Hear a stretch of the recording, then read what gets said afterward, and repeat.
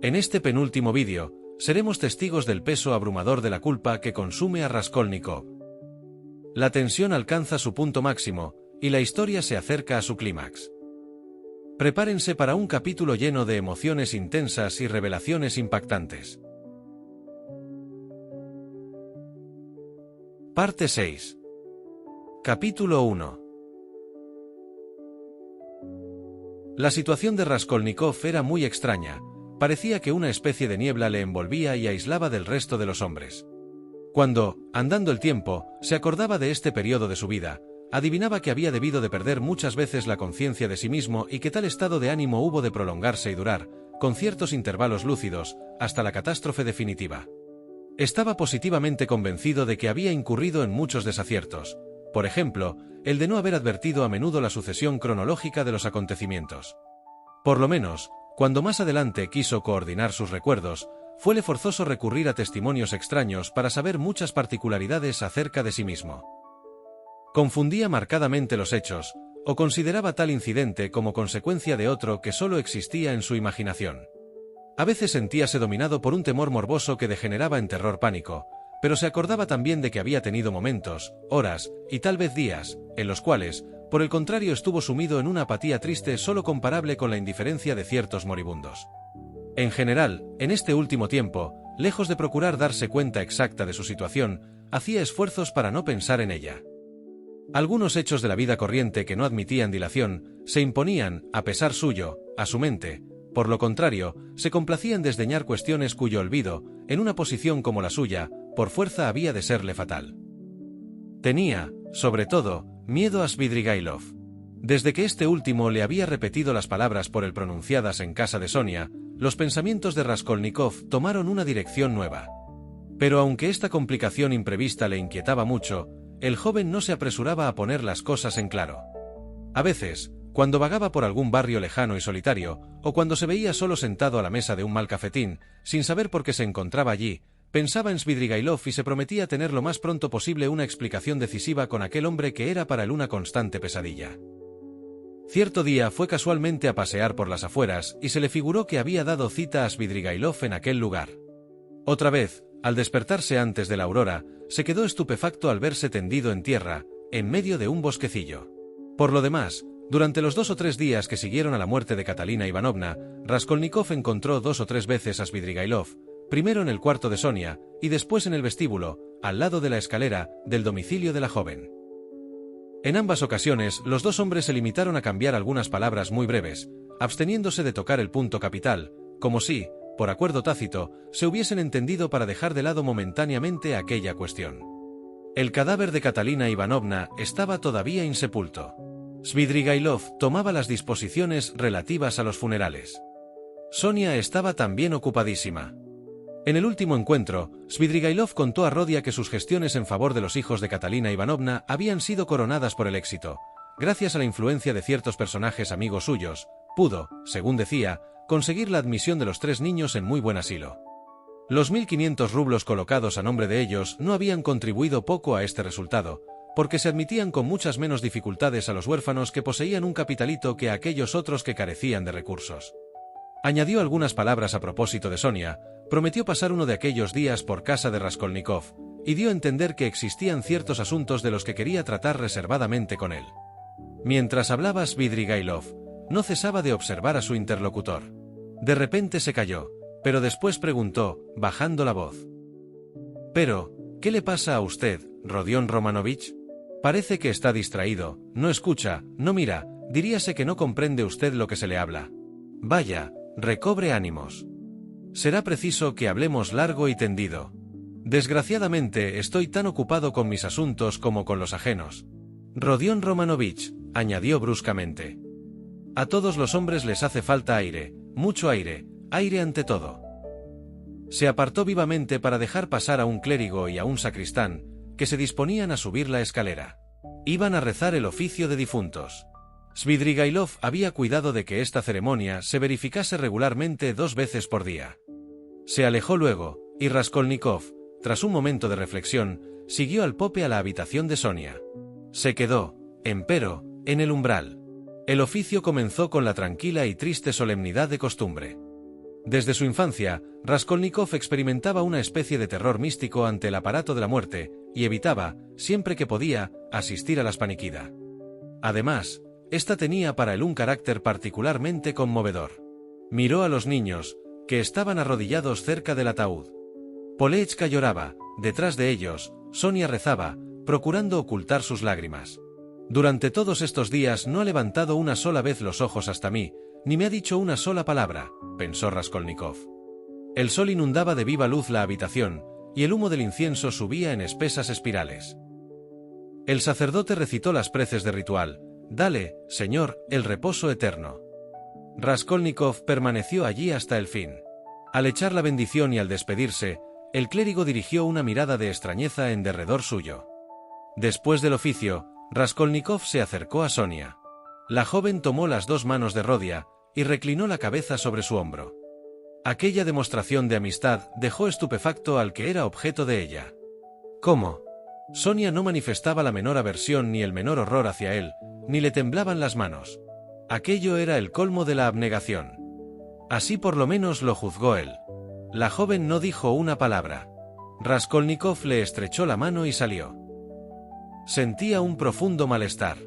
Si en aquel momento le hubiera sido posible encontrar en alguna parte la soledad, aunque esta soledad hubiese de durar toda la vida, se hubiera considerado feliz. Desde hacía ya algún tiempo, aunque estuviese casi siempre solo, no podía decirse que estuviese aislado.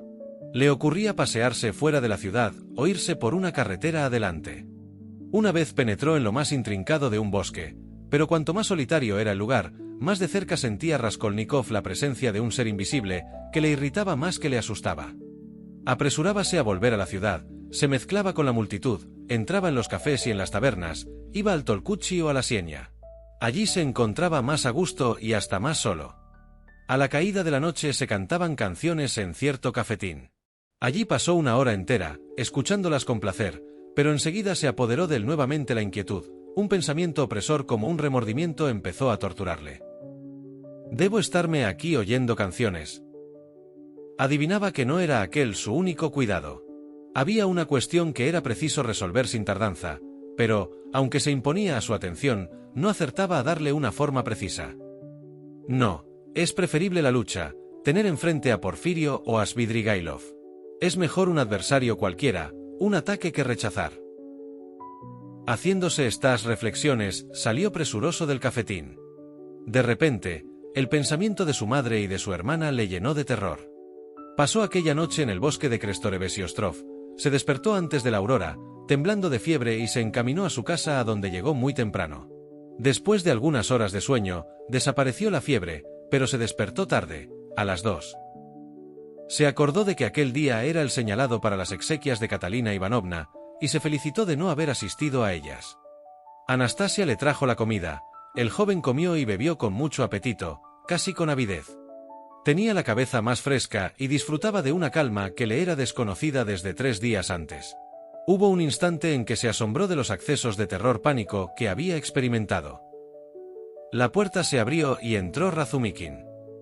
«Vaya, comes, luego no estás malo», dijo el visitante, tomando una silla y sentándose enfrente de Raskolnikov. Estaba muy agitado, y no trataba de ocultarlo.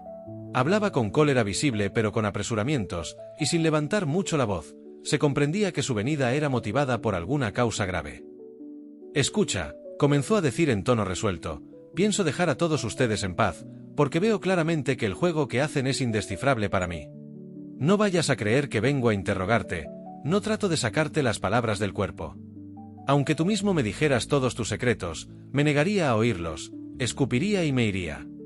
Vengo con el único objeto de estudiar personalmente tu estado mental.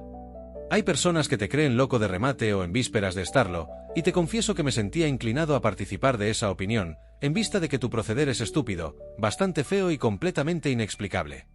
Además, ¿qué pensar de tu reciente conducta con tu madre y con tu hermana? ¿Qué hombre, a menos de ser un canalla o un loco, se hubiera portado con ellas como te has portado tú? Luego estás loco. ¿Cuándo las has visto? Ahora mismo. ¿Y tú, no las ves? Dime, te lo ruego, ¿dónde has estado metido todo el día?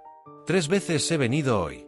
Desde ayer, tu madre se encuentra seriamente enferma. Ha querido venir a verte. Advocia Romanovna se esforzó por disuadirla, pero Pulqueria Alexandrovna no quiso hacer caso de nada. Si está malo, si está perturbado, dijo, ¿quién ha de cuidarle sino su madre? Para no dejarla venir sola, la acompañamos, suplicándole sin cesar que se tranquilizase. Cuando llegamos, no estabas aquí. Ahí, en ese sitio, ha estado sentada por espacio de 10 minutos. Nosotros en pie, al lado de ella, callábamos. Puesto que sale, dijo levantándose, es señal de que no está enfermo y de que olvida a su madre. No está bien, por lo tanto, que venga yo a mendigar las caricias de mi hijo. Se volvió a su casa y se metió en la cama. Ahora tiene fiebre. Lo comprendo perfectamente, dice, le dedica a ella todo el tiempo. Supone que Sonia Semenovna es tu novia o tu amante. Fui enseguida a casa de esa joven, porque, amigo mío, me corría prisa comprobar ese punto. Entro, ¿y qué es lo que veo? Un ataúd, niños que lloran, y a Sonia Semenovna que les prueba trajes de luto. Tú no estabas allí. Después de haberte buscado con los ojos, he dado mis excusas, he salido y he ido a contar a Advocia Romanovna el resultado de mis pesquisas.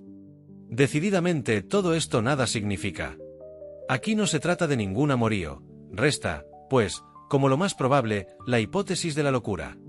He aquí que ahora te encuentro con trazas de comerte un buey cocido, como si no hubieses tomado nada en 48 horas. Sin duda, el estar loco no impide comer, pero, aunque tú no me hayas dicho una palabra, no estás loco, pondría por ello la mano en el fuego.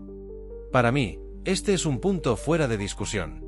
Así, pues, os envío a todos al diablo, en vista de que hay aquí un misterio y de que no tengo la intención de romperme la cabeza con vuestros secretos. He venido solamente para decirte 4 frescas y aliviarme el corazón. Por lo demás, yo sé lo que tengo que hacer. ¿Qué vas a hacer? ¿Qué te importa? ¿Vas a dedicarte a la bebida? ¿Cómo lo has adivinado? No es muy difícil adivinarlo. Razumikin se quedó un momento silencioso. Has sido siempre muy inteligente, y nunca has estado loco, observó luego. Has dicho la verdad, voy a dedicarme a la bebida. Adiós. Y dio un paso hacia la puerta. Anteayer, si mal no recuerdo, he hablado de ti a mi hermana, dijo Raskolnikov. Razumikin se detuvo de repente. ¿De mí? ¿Dónde has podido verla anteayer?, preguntó, poniéndose un tanto pálido. Estaba agitadísimo. Vino aquí sola. Se ha sentado en este sitio, y ha hablado conmigo. ¿Ella? Sí, ella. ¿Y qué le has dicho? De mí, por supuesto. Le he dicho que eras un hombre excelente, honrado y laborioso. No le he dicho que tú la amabas, porque lo sabe. ¿Que ella lo sabe? Claro que sí. Le he dicho también que, aunque yo me vaya, ocurrame lo que me ocurra, tú debes ser siempre su providencia. Yo las pongo, por decirlo así, en tus manos, Razumikin. Te digo esto, porque sé perfectamente que las amas y estoy convencido de la pureza de tus sentimientos. Sé también que ella puede amarte, si es que ya no te ama. Decide ahora si debes o no debes darte a la bebida. ¿Lo estás viendo? Pues bien. Demonio. Pero tú, ¿dónde vas a ir? Bueno. Desde el momento que todo esto es un secreto, no hay que hablar de ello, pero yo sabré de qué se trata. Estoy convencido de que no es una cosa seria, sino tonterías con las cuales forma monstruos tu imaginación. Tú eres un hombre excelente. Sí, un hombre excelente. Quería añadir, pero me has interrumpido, que tenías razón hace un momento, cuando declarabas que renunciabas a conocer estos secretos. No te preocupes. Las cosas se descubrirán a su tiempo, y lo sabrás todo cuando el momento llegue. Ayer me dijo una persona que al hombre le hacía falta aire, aire, aire. Voy a ir enseguida a preguntarle lo que quieren decir sus palabras. Razumikin reflexionaba, y al cabo se le ocurrió esta idea. Es, de seguro, un conspirador político y está en vísperas de una tentativa audaz. No puede ser de otra manera, y Dunia lo sabe, pensó de repente. De modo que Advocia Romanovna viene a tu casa, repuso recalcando cada frase, ¿y tú tratas de ver alguno que dice que es menester más aire? Probable es que la carta haya sido enviada por ese hombre. ¿Qué carta? Ha recibido una que la ha llenado de inquietud. He querido hablarle de ti y me ha suplicado que me callase. Después, Después me dijo que nos separaríamos dentro de breve plazo, y se ha mostrado muy reconocida conmigo, tras de lo cual se encerró en su cuarto. ¿Ha recibido una carta?, preguntó Raskolnikov intrigado. Sí lo hice, ¿no lo sabías? Los dos permanecieron callados durante un minuto. Adiós, Rodia, amigo mío. En cierto tiempo. Vamos, adiós. Tengo también que irme, por lo que hace a darme a la bebida, no haré tal cosa, es inútil. Salió muy deprisa, pero apenas acababa de cerrar la puerta, cuando volvió a abrirla de repente, mirando de través. A propósito, ¿te acuerdas de aquel crimen? ¿Del asesinato de aquella vieja? Pues has de saber que se ha descubierto el asesino, él mismo se ha reconocido culpable, y ha suministrado todas las pruebas necesarias en apoyo de sus afirmaciones. Es, pásmate, uno de aquellos pintores a los cuales defendía yo con tanto ardor. ¿Querrás creerlo? La persecución de los dos obreros, corriendo el uno detrás del otro la escalera, mientras subían el Dvornik y los dos testigos, los cachetes que se daban riendo, todo ello no era más que una treta imaginada para evitar sospechas. ¡Qué astucia! ¡Qué presencia de ánimo en ese tunante! Parece imposible, pero lo ha explicado todo, ha confesado por completo. ¡Qué despistado estaba yo! Tengo a ese hombre por el genio del disimulo y de la astucia. Después de esto, no hay ya nada de qué asombrarse. Fuerza es admitir la existencia de semejantes individuos. Si no ha sostenido su papel hasta el fin, si ha entrado en el camino de las confesiones, me veo obligado a admitir la verdad de lo que él dice. ¿Y yo he estado ciego hasta este punto? ¿Y he roto lanzas yo por esos dos hombres? Te ruego que me digas cómo lo has sabido, y por qué te interesa tanto ese asunto, preguntó Raskolnikov visiblemente agitado. ¿Qué por qué me interesa? Vaya una pregunta. En cuanto a la noticia me la han dado muchas personas, y principalmente Porfirio. Él es quien me lo ha dicho casi todo. ¿Porfirio? Sí, él.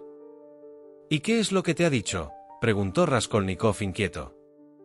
Me lo ha explicado todo a maravilla, procediendo por el método psicológico, según su costumbre. ¿Y te lo ha explicado él mismo? Él mismo, adiós. Algo te diré más adelante. Ahora tengo necesidad de dejarte. Hubo un tiempo en que llegué a creer, vamos, ya te lo contaré otro día. ¿Qué necesidad tengo de beber ahora? Tus palabras han bastado para embriagarme. En este momento estoy ebrio sin haber bebido una gota de vino. Adiós, hasta muy pronto. Y salió. Es un conspirador político. Sí, de seguro, acabó definitivamente Razumikin, mientras bajaba la escalera. Ha comprometido, sin duda, a su hermana en esta empresa. Esta conjetura es muy probable, dado el carácter de Advocia Romanovna. Han celebrado entrevistas. Ya me lo habían hecho sospechar ciertas palabras, esas alusiones. Sí, eso es. De otro modo, ¿cómo encontrar una explicación? ¿Y pudo ocurrírseme? Oh Dios mío, ¿qué cosa había imaginado? Sí, había formado un juicio temerario, yo soy culpable respecto de él. La otra noche, en el corredor, al observar su rostro iluminado por la luz de la lámpara, tuve un minuto de alucinación. ¡Oh, qué idea tan horrible pude concebir! Nikolai ha hecho perfectamente en confesar. Sí, al presente se explica todo lo pasado, la enfermedad de Rodia, la extrañeza de su conducta, aquel humor sombrío o feroz que manifestaba ya cuando era estudiante. Pero, ¿qué significa esta carta? ¿De dónde procede? Algo todavía hay ahí. Yo sospecho, no tendré reposo hasta que halle la clave de todo esto. Al pensar en Dunia, sintió que se le helaba el corazón y se quedó como clavado en el suelo. Tuvo que hacer un violento esfuerzo sobre sí mismo.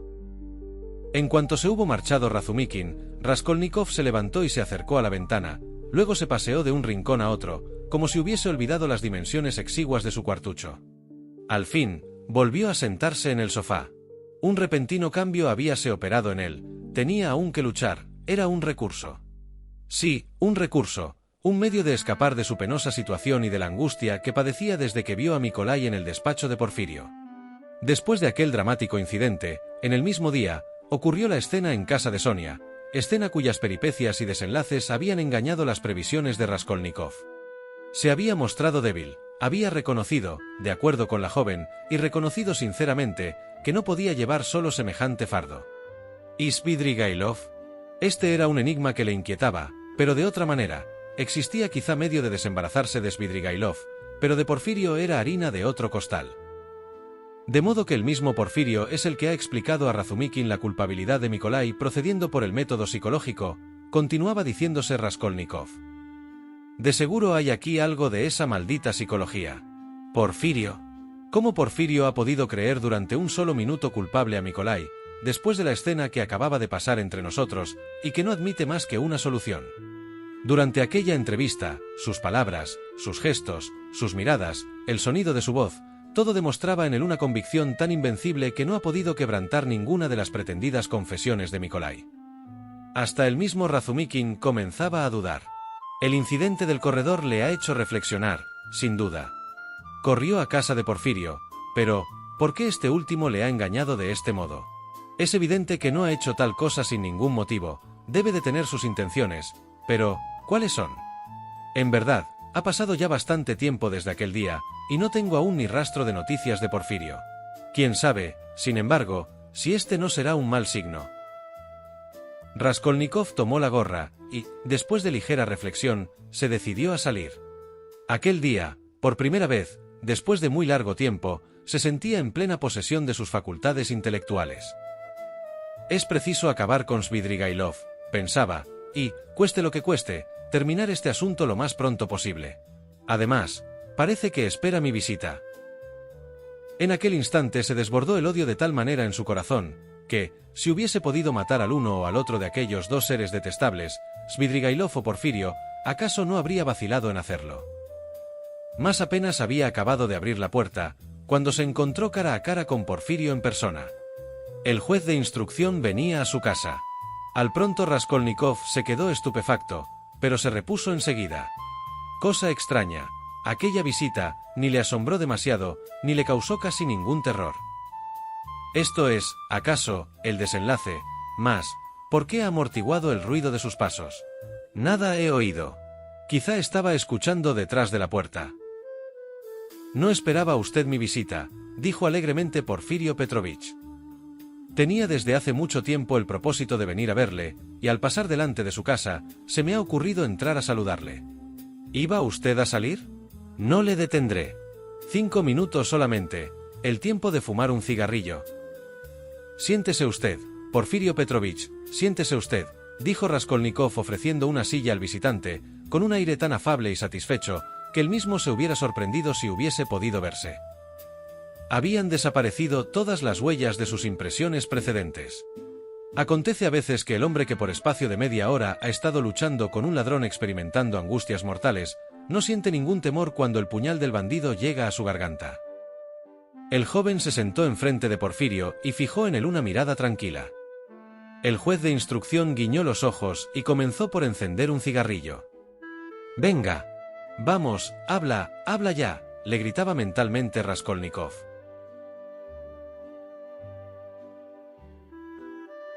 Parte 6. Capítulo 2. «O estos cigarrillos», dijo por fin Porfirio, «son mi muerte, y no puedo renunciar a ellos. Toso, tengo un principio de irritación en la garganta, y, además, soy asmático. No hace mucho que me hice visitar por Vodkin, que emplea para examinar un enfermo por lo menos media hora. Después de haberme reconocido atentamente, y auscultado, etc., me dijo, entre otras cosas: «No le prueba a usted el tabaco, tiene usted los pulmones dilatados». Está bien, pero, ¿cómo dejar de fumar? ¿Cómo sustituir una costumbre? Yo no bebo. Ahí tiene usted la desgracia, soltó una carcajada. Todo es relativo, señor Raskolnikov. He aquí otra vez un preámbulo que deja traslucir la astucia jurídica, murmuró aparte Raskolnikov. Se acordó de su reciente entrevista con el juez de instrucción, y aquel recuerdo aumentó la cólera de que su alma rebosaba.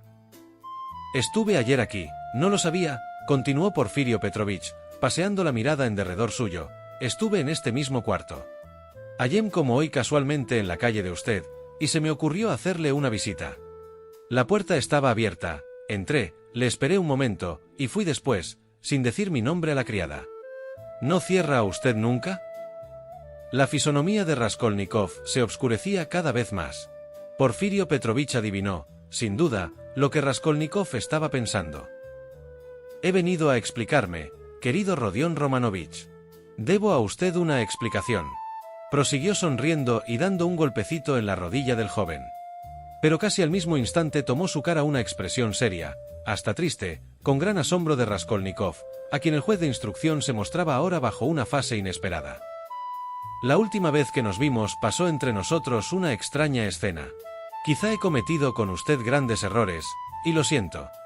Recordará usted cómo nos separamos. Ambos teníamos los nervios muy excitados. Hemos faltado a las más elementales conveniencias, y, sin embargo, somos caballeros. ¿A dónde va a parar?, se preguntaba Raskolnikov, sin apartar los ojos de Porfirio, con inquieta curiosidad. He pensado que haríamos mejor en adelante en obrar con sinceridad, repuso el juez de instrucción, bajando un poco los ojos, como si temiese turbar por esta vez con sus miradas a su víctima. No es preciso que se renueven semejantes escenas. El otro día, sin la entrada de Nikolai, no sé a dónde habrían llegado las cosas. Usted es muy irascible por temperamento, Rodion Romanovich, y sobre esto me apoyé, porque un hombre muy acalorado deja muchas veces escapar sus secretos. Si yo pudiese, me decía, arrancar una prueba cualquiera, aunque fuese la más insignificante, pero real, tangible, palpable, otra cosa distinta, en fin, que todas esas inducciones psicológicas. Tal es el cálculo que había yo hecho. Algunas veces este método da el resultado apetecido, pero esto no ocurre siempre, como he tenido ocasión de comprobar. Me hacía muchas ilusiones respecto del carácter de usted. Pero usted, ¿por qué me dice todo eso?, balbuceó Raskolnikov, sin acabar de darse cuenta de la cuestión que se planteaba. ¿Me creerá acaso inocente?, añadió para sí. ¿Por qué digo esto? Considero como un deber sagrado explicar a usted mi conducta, porque le he sometido, y lo reconozco, a una cruel tortura, y no quiero, Rodion Romanovich, que me considere como un monstruo. Voy, pues, para justificarme, a exponer los antecedentes de este asunto. Al principio circularon rumores acerca de cuyo origen y naturaleza creo superfluo hablar. Inútil creo también decirle a usted en qué ocasión se ha mezclado en este asunto la persona de usted. En cuanto a mí, lo que me ha hecho sospechar es una circunstancia por otra parte puramente fortuita, de la cual no he dicho una palabra. De esos rumores y de esas circunstancias accidentales se ha desprendido para mí la misma conclusión. Lo confieso francamente, porque, a decir verdad, yo he sido el primero que ha puesto su nombre sobre el tapete. Dejo a un lado las anotaciones de los objetos encontrados en casa de la vieja.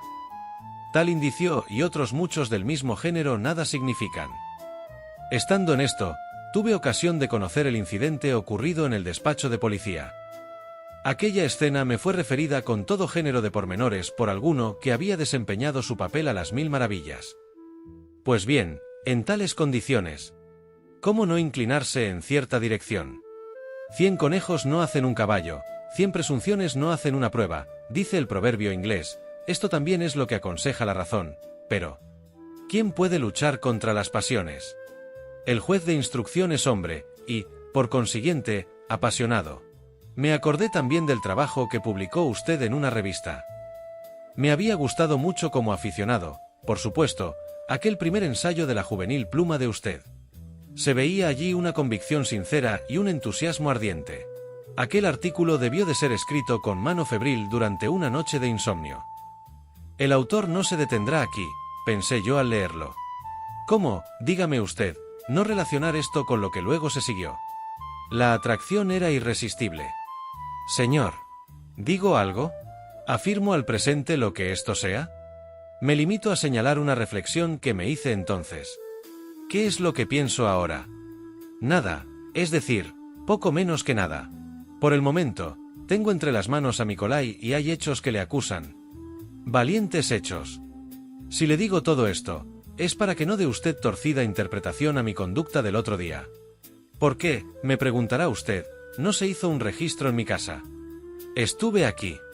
Se sonrió. Estuve cuando se hallaba usted enfermo, no como magistrado, sin carácter oficial. El cuarto de usted, desde las primeras sospechas, fue registrado minuciosamente, pero sin resultado. Entonces me dije, este hombre vendrá a mi casa, vendrá él mismo a buscarme, y dentro de muy poco tiempo, si es culpable, no puede dejar de venir. Otro no vendría, pero este no faltará. ¿Se acuerda usted de las palabrerías de Razumikin? Le habíamos comunicado de intento nuestras conjeturas, con la esperanza de que le excitaría a usted hasta el punto de hacerle confesar. El señor Zametov estaba asombrado de la audacia de usted, y, en efecto, mucha se necesitaba para decir en pleno café, yo he matado. Era eso verdaderamente cosa muy arriesgada. Yo le esperaba a usted con impaciencia confiada, y aquí que Dios le envió. Con qué fuerza latía mi corazón cuando le vi a usted presentarse. Vamos a ver. ¿Qué necesidad tenía usted de ir? Sin duda recordará también que entró riéndose a carcajadas. Su risa me dio mucho que pensar, pero si no hubiese estado prevenido, tal vez no hubiera fijado mi atención en ello. ¿Y Razumikin? ¿Y qué decir de la piedra? ¿Se acuerda usted? La piedra bajo la cual están ocultos los objetos. Me parece que la estoy viendo desde aquí, no sé dónde, en un huerto. ¿No es de un huerto de lo que usted habló a Zametov? Después, cuando hablamos del artículo de la revista, creímos ver una segunda intención detrás de cada una de las palabras de usted. He aquí como, Rodion Romanovich, mi convicción se ha ido formando poco a poco. Ciertamente esto puede explicarse de otra manera, solía decirme yo, y aun podría ser que fuese más natural, convengo en ello. Mejor sería una prueba, por pequeña que fuese. Pero al saber la historia del cordón de la campanilla, no tuve ya duda alguna, creí poseer la prueba deseada, y ya no he querido reflexionar más. En aquel momento hubiera dado de buena gana 1000 rublos de mi bolsillo por verle a usted con mis propios ojos, andando 100 pasos, hombro con un burgués que le había llamado a usted asesino, sin que usted se atreviese a responderle. Cierto, no se debe dar gran importancia a los hechos y gestos de un enfermo que habla bajo una especie de delirio.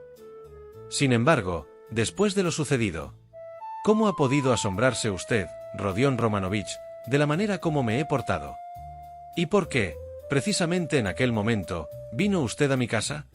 El mismo diablo, sin duda, le impulsó a usted, y si Nikolai no nos hubiese separado. ¿Se acuerda usted de la entrada de Nikolai? Aquello fue como un rayo. ¿Cómo lo recibí?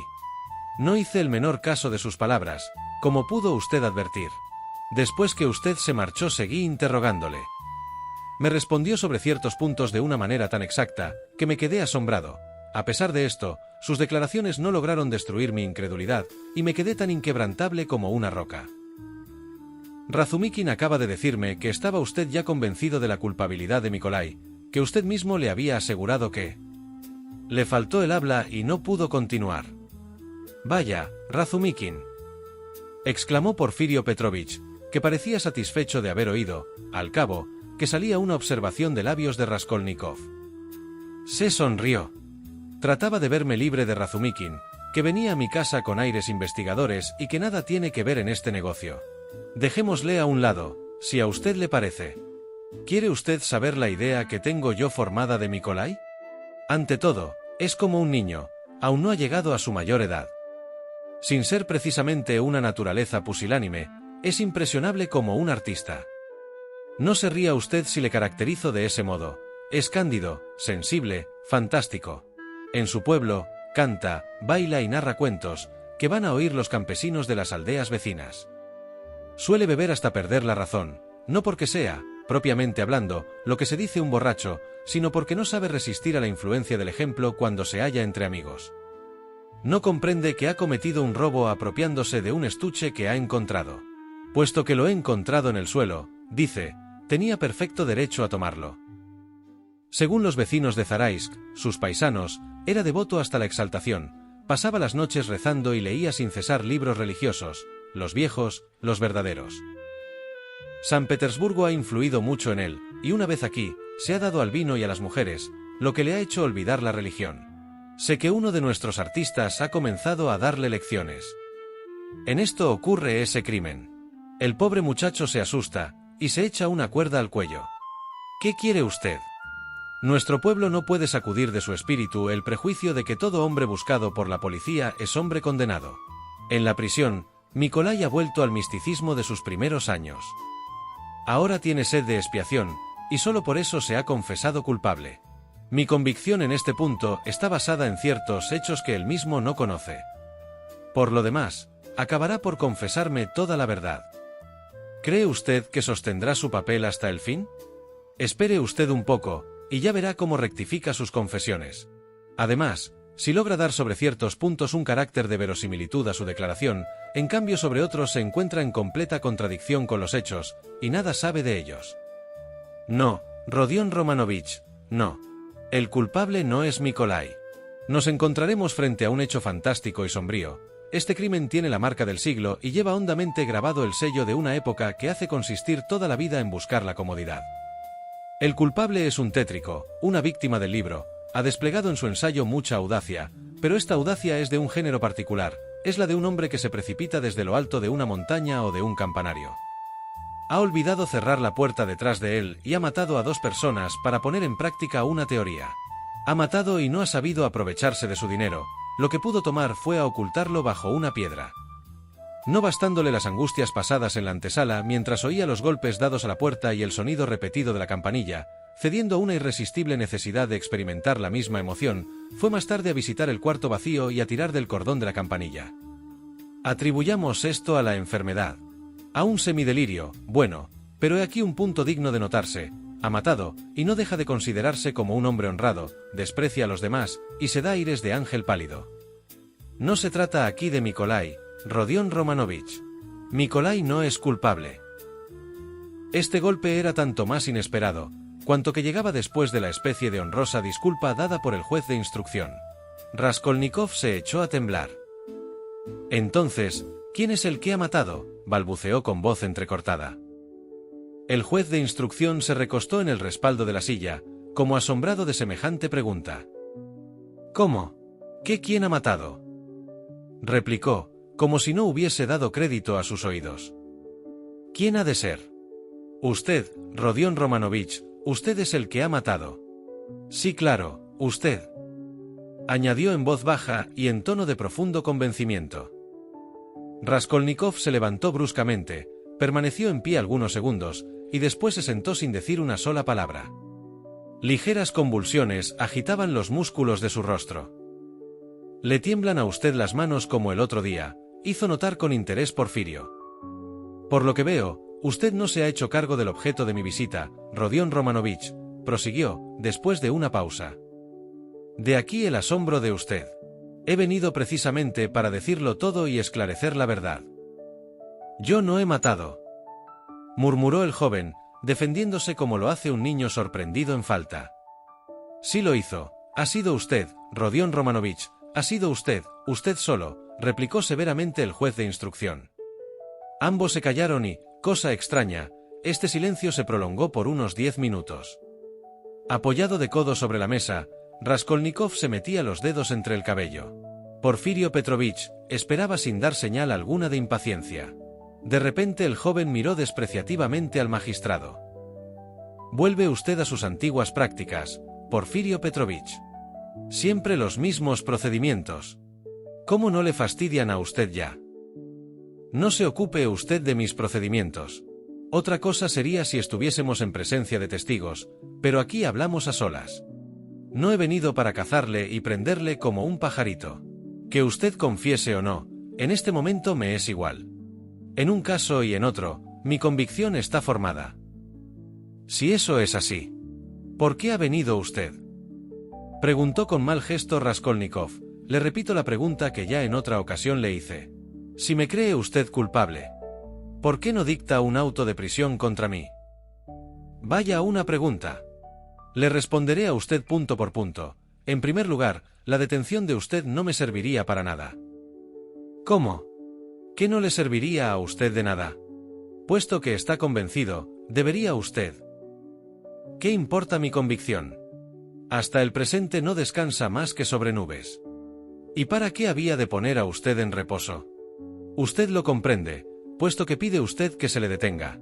Supongo que careado con el burgués, usted diría: tú, de seguro, estabas bebido. ¿Quién me ha visto contigo? Te tomé sencillamente por lo que eres, por un borracho». ¿Qué podría yo replicarle entonces, tanto más, cuanto que la respuesta de usted sería más verosímil que la declaración de él, que es de pura psicología, y porque, además, la apreciación de usted sería exacta, puesto que ese hombre es conocido por su afición a los licores? Muchas veces le he confesado a usted con franqueza que toda esta psicología tiene dos filos, y que, fuera de eso, yo, por el momento, ninguna prueba tengo contra usted. Claro es que, al cabo, le detendré, y he venido aquí para avisárselo. Sin embargo, no vacilo en manifestarle que eso no me servirá de nada. El segundo objeto de mi venida. ¿Cuál es?, preguntó Raskolnikov anhelante. Ya se lo he dicho. Tenía que explicarle mi conducta, porque no quiero pasar a los ojos de usted por un monstruo, y además, porque, créalo o no, mis intenciones son muy favorables a usted. En vista, pues, del interés que yo siento por usted, le propongo francamente vaya a denunciarse. He venido aquí para darle este consejo. Es el partido más ventajoso que puede tomar, ventajoso para usted y para mí, que me vería desembarazado de este asunto. ¿Qué le parece a usted? ¿Soy bastante franco? Raskolnikov reflexionó durante un minuto. Escuche usted, Porfirio Petrovich, según sus propias palabras, no tiene contra mí más que inducciones psicológicas y aspira a la evidencia matemática. ¿Quién le dice que no se engaña? Claro que no, Rodion Romanovich, no me engaño. Tengo una prueba, que encontré el otro día, Dios me la ha enviado. ¿Qué prueba es esa? No se lo diré a usted, pero, en todo caso, no tengo el derecho de contemporizar, voy a hacerle detener. Ahora juzgue usted. Cualquier resolución que tome actualmente, poco me importa, cuanto le he dicho es únicamente en interés suyo. La mejor solución es la que yo le indico, créalo usted, Rodion Romanovich. El joven se sonrió con expresión de cólera. El lenguaje de usted es más que ridículo, es impudente. Supongamos que soy culpable. Lo que en modo alguno reconozco. ¿Por qué he de ir a denunciarme, puesto que, como dice usted mismo, allí, en la cárcel, estaría en reposo? Oh, Rodion Romanovich. No tome usted estas palabras al pie de la letra. Puede usted encontrar allí reposo, y puede no encontrarlo. Tengo, es cierto, la creencia de que la prisión tranquiliza al culpable, pero esto no es más que una teoría, y una teoría mía personal. Así, pues, ¿soy yo una autoridad para usted? ¿Quién sabe si en este momento mismo no le oculto alguna cosa? No puede usted exigir que le entregue todos mis secretos. Soltó una carcajada. Lo incontestable es el provecho que sacará usted haciendo lo que yo le propongo. Irá ganando, puesto que su condena disminuirá notablemente. Piense usted un poco en qué momento vendría a denunciarse, en el que otra persona ha asumido sobre sí la responsabilidad del crimen, embrollando, en cierto modo, el proceso. Por lo que a mí toca, juro ante Dios dejarle a usted en el tribunal todas las ventajas de su iniciativa. Los jueces ignorarán, se lo prometo, toda esa psicología, todas las sospechas recaídas sobre usted y su conducta tendrá a los ojos de aquellos magistrados un carácter absolutamente espontáneo. En el crimen de usted no se verá más que el resultado de una impulsión fatal, y no otra cosa. Soy un hombre honrado, Rodion Romanovich, y mantendré mi palabra. Raskolnikov bajó la cabeza y reflexionó durante largo tiempo, luego sonrióse de nuevo, pero esta vez su sonrisa era dulce y melancólica. ¿Qué me importa?, dijo, sin parecer que se daba cuenta de que su lenguaje equivalía casi a una confesión.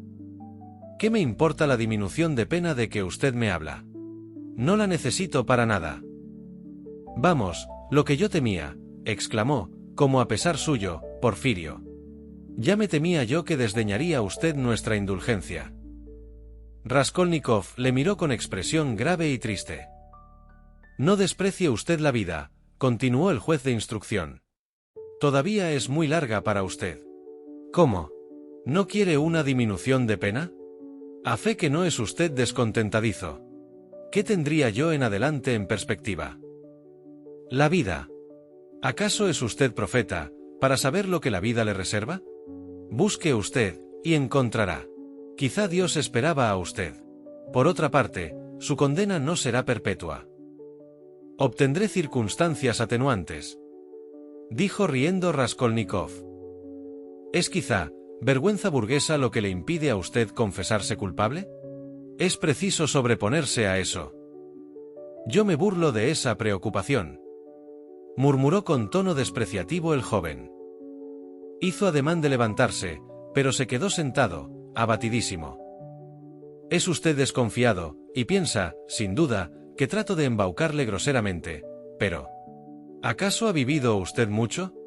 ¿Qué sabe usted de la existencia? ¿Ha imaginado usted una teoría que ha venido a producir en la práctica consecuencias cuya falta de originalidad le avergüenza ahora? Ha cometido usted un crimen, es verdad, pero no es usted, ni con mucho, un criminal irremisiblemente perdido. ¿Cuál es mi opinión acerca de usted? Le considero como uno de esos hombres que se dejarían arrancar las entrañas sonriendo a sus verdugos, con tal solamente de haber encontrado una fe o un Dios. Pues bien, encuéntrelos usted, y vivirá. En primer lugar, tiene usted necesidad, desde hace tiempo, de cambiar de aire. Además, el sufrimiento es una buena cosa. Sufra usted. Quizá Nikolai tiene razón al querer sufrir. Ya sé yo que es usted un escéptico, pero sin razonar, abandónese usted a la corriente de la vida, esta corriente le llevará a alguna parte. ¿A dónde? No se preocupe usted, ya llegará a alguna orilla. ¿Cuál? Lo ignoro, creo solamente que usted debe vivir todavía mucho tiempo. Sin duda, piensa usted ahora que estoy representando el papel de juez, pero acaso más tarde se acuerde usted de mis palabras y saque provecho de ellas, por eso le hablo así. Todavía es una ventaja que no haya usted matado más que a una mala vieja. Con otra teoría, habría cometido usted una acción 100.000 veces peor. Puede usted aún dar gracias a Dios. ¿Quién puede saber cuáles son sus altos designios acerca de usted? Recobre usted su valor, no retroceda por pusilanimidad ante lo que exige la justicia. Sé que usted no me cree, pero con el tiempo volverá a tomar gusto a la vida. Ahora lo que le hace falta solamente es aire, aire, aire. Raskolnikov se estremeció. Pero, ¿quién es usted?, gritó, para hacerme esas profecías. ¿Qué suprema sabiduría le permite adivinar mi porvenir? ¿Quién soy? Un hombre acabado, y nada más. Un hombre sensible y compasivo, a quien la experiencia ha enseñado quizás algo, pero un hombre completamente acabado. Usted es otra cosa, usted se halla al principio de la existencia, y esta aventura. ¿Quién sabe? Quizá no dejará ninguna huella en la vida de usted. ¿Por qué temer tanto el cambio que va a experimentar en su situación? ¿Son acaso las comodidades de la vida las que usted ha de echar de menos? ¿Se aflige usted pensando que ha de estar largo tiempo confinado en la obscuridad? De usted depende que esta obscuridad no sea eterna. Sea usted un sol, y todo el mundo le verá. ¿Por qué se sonríe usted? ¿Piensa que estas son maniobras de juez de instrucción? Es muy posible, no le pido que me crea bajo mi palabra, Rodion Romanovich, hago mi oficio, convengo en ello, pero acuérdese de lo que le digo. Los acontecimientos le demostrarán si soy un impostor o un hombre honrado. ¿Cuándo piensa usted detenerme? Puedo dejarle a usted a 1 día y medio o 2 días en libertad. Haga usted sus reflexiones, amigo mío, ruegue usted a Dios que le inspire. El consejo que le doy es bueno, créalo usted. ¿Y si me escapase?, preguntó Raskolnikov con equívoca sonrisa. No se escapará. Un mujico huiría, un revolucionario de ahora, esclavo de pensamiento ajeno, huiría también, porque tiene un credo ciegamente aceptado para toda la vida, pero usted no cree en su teoría. ¿Qué quedaría de ella si huyera usted? Y, por otra parte, ¿puede darse una existencia más innoble y penosa que la de un fugitivo? Si huyese usted, volvería para entregarse espontáneamente. Usted no puede pasarse sin nosotros. Cuando yo le detuviese al cabo de 1 mes o 2, pongamos 3, se acordaría de mis palabras y confesaría. Vendría usted a parar a esto insensiblemente, casi sin darse cuenta de ello. Más aún, estoy persuadido de que, después de haberlo reflexionado usted bien, se decidirá usted a aceptar la expiación. En este momento no lo cree, pero ya verá. En efecto, Rodion Romanovich, el sufrimiento es una gran cosa. En boca de un hombre que no se priva de nada, este lenguaje puede parecer ridículo. No importa, hay una idea en el sentimiento. Nikolai tiene razón. Usted no emprenderá la fuga, Rodion Romanovich. Raskolnikov se levantó y tomó la gorra. El juez hizo lo mismo. ¿Va usted a pasearse? La tarde será buena, solo que no hay tormenta. Sería conveniente, porque refrescaría la temperatura. Porfirio Petrovich, dijo el joven con tono seco y breve, le ruego que no vaya a figurarse que le he hecho hoy confesiones. Es usted un hombre extraño, y le he escuchado por pura curiosidad, pero no he confesado nada, no lo olvide usted. Basta, no lo olvidaré. Vaya, cómo tiembla. No se inquiete usted, querido, tomo nota de su recomendación. Pasee usted un poco, pero no traspase ciertos límites. En todo caso, tengo un pequeño encargo que hacer a usted, dijo bajando la voz. Es algo delicado, pero tiene su importancia. En el caso, poco probable según mi creencia, de que durante esas 48 horas le dé a usted la humorada de acabar con su vida, perdóneme esta absurda suposición, deje usted un billetito, nada más que 2 líneas, indicando el sitio donde está la piedra, eso será más noble. Hasta la vista, que Dios le inspire buenos pensamientos. Porfirio se retiró, evitando mirar a Raskolnikov, y éste se acercó a la ventana y esperó con impaciencia el momento en que, según sus cálculos, el juez de instrucción debía de estar lejos de la casa. Enseguida salió de ella apresuradamente.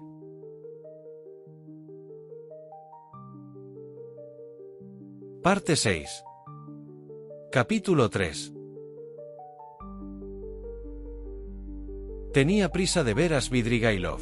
Ignoraba qué era lo que podía esperar de aquel hombre que ejercía sobre él un poder tan misterioso.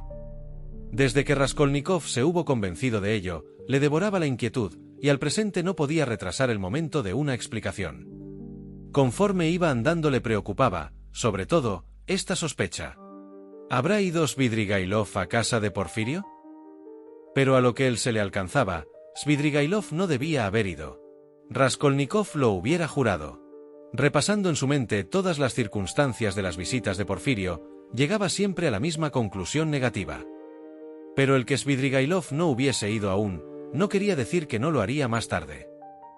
Sin embargo, en este punto el joven se inclinaba también a creer que no iría. ¿Por qué?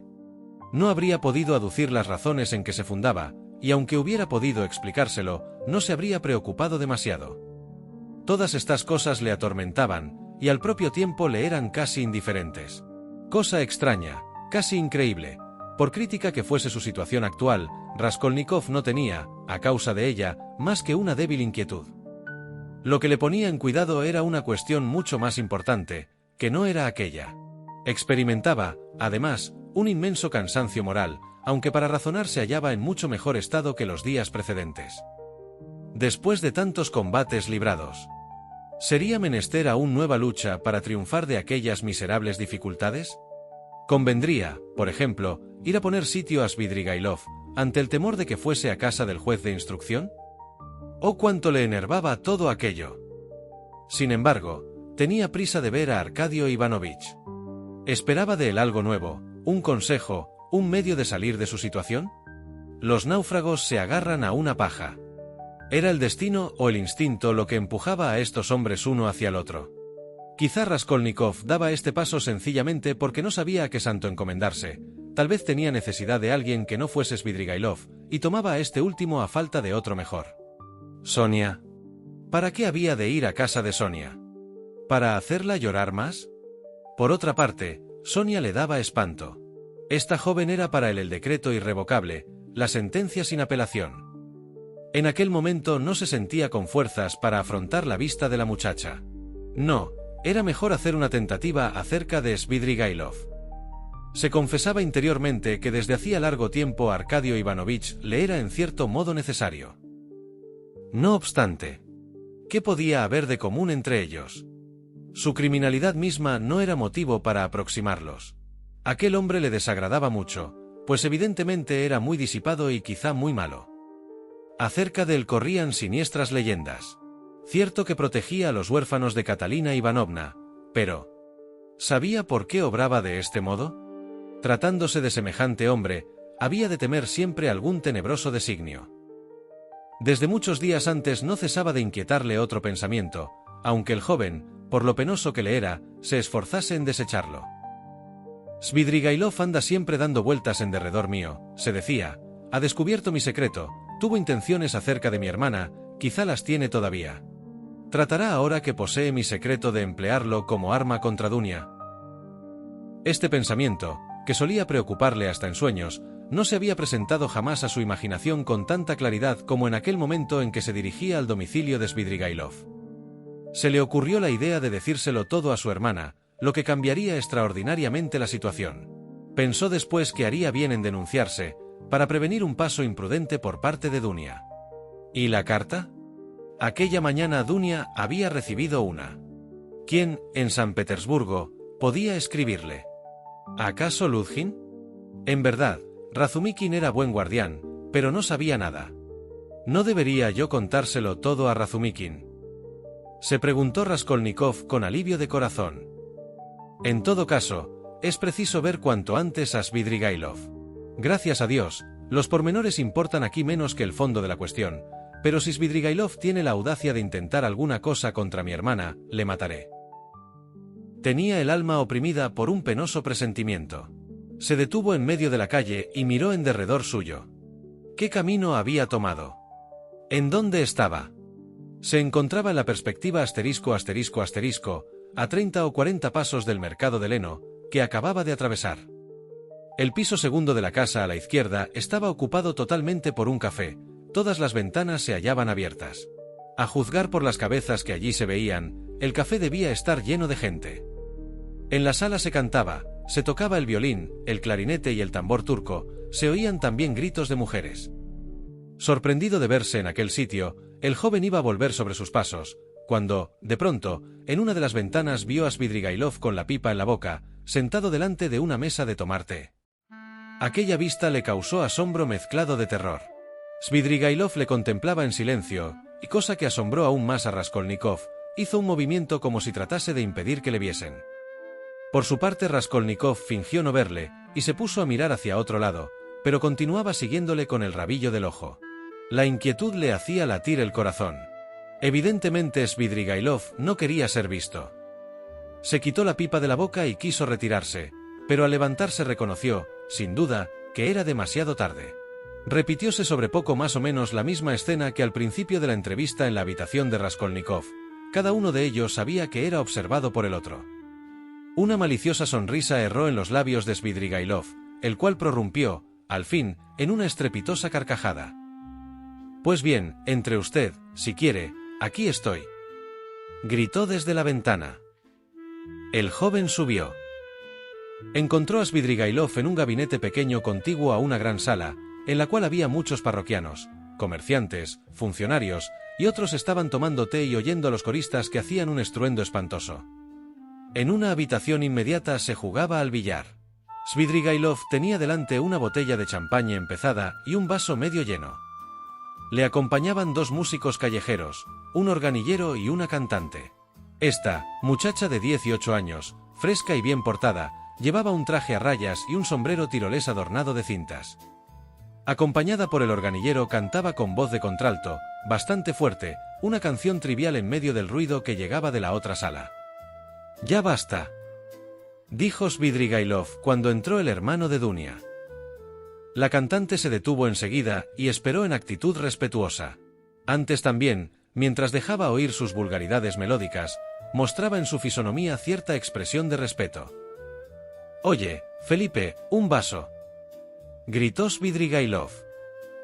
«No bebo vino», dijo Raskolnikov. «Como usted guste. Bebe, Katia. Ahora no tengo necesidad de ti, puedes retirarte». Sirvió un gran vaso de vino y le dio un billetito de color amarillo. Katia bebió el vaso de champaña a pequeños sorbos como suelen hacerlo las mujeres, y después de haber tomado el billete, besó la mano de Svidrigailov, que aceptó con aire grave el testimonio de aquel respeto servil.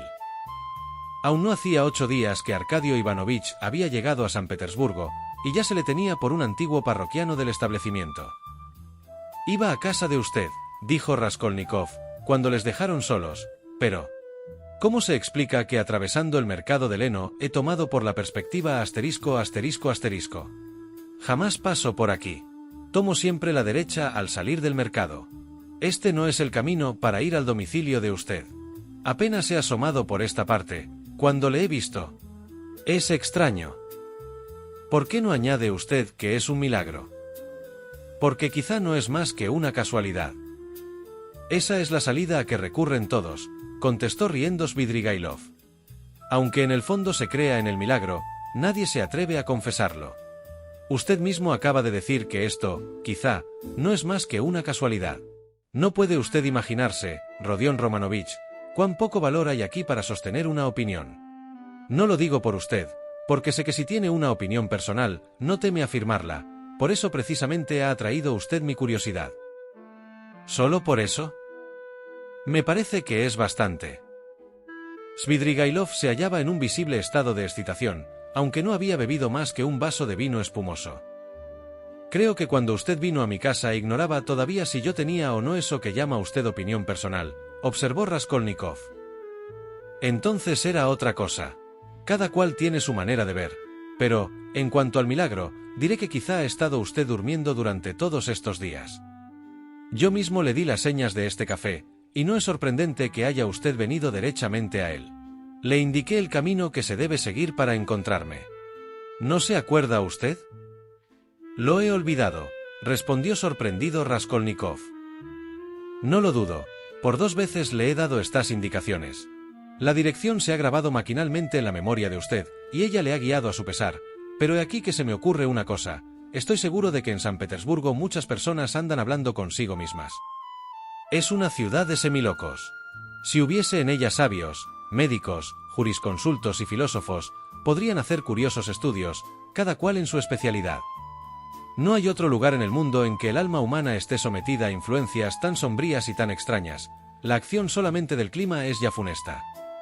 Desgraciadamente, San Petersburgo es el centro administrativo de la nación, y su carácter debe reflejarse en toda Rusia. Mas ahora no se trata de eso. Quería decirle a usted que le he visto pasar muchas veces por la calle. Al salir de casa llevaba usted la cabeza alta, después de andar 20 pasos la baja usted, y cruza los brazos detrás de la espalda. Mira usted, pero es evidente que no ve cosa alguna. Por último, se pone usted a mover los labios y a hablar consigo mismo. Unas veces gesticula, otras declama, otras se detiene en medio de la calle, durante más o menos tiempo. Esto, en rigor, nada significa. Sin embargo, se fijan en usted varias personas, como yo, y tal cosa no carece de peligros. A mí, ¿qué me importa? No tengo la pretensión de curarle, pero usted, sin duda, me comprende.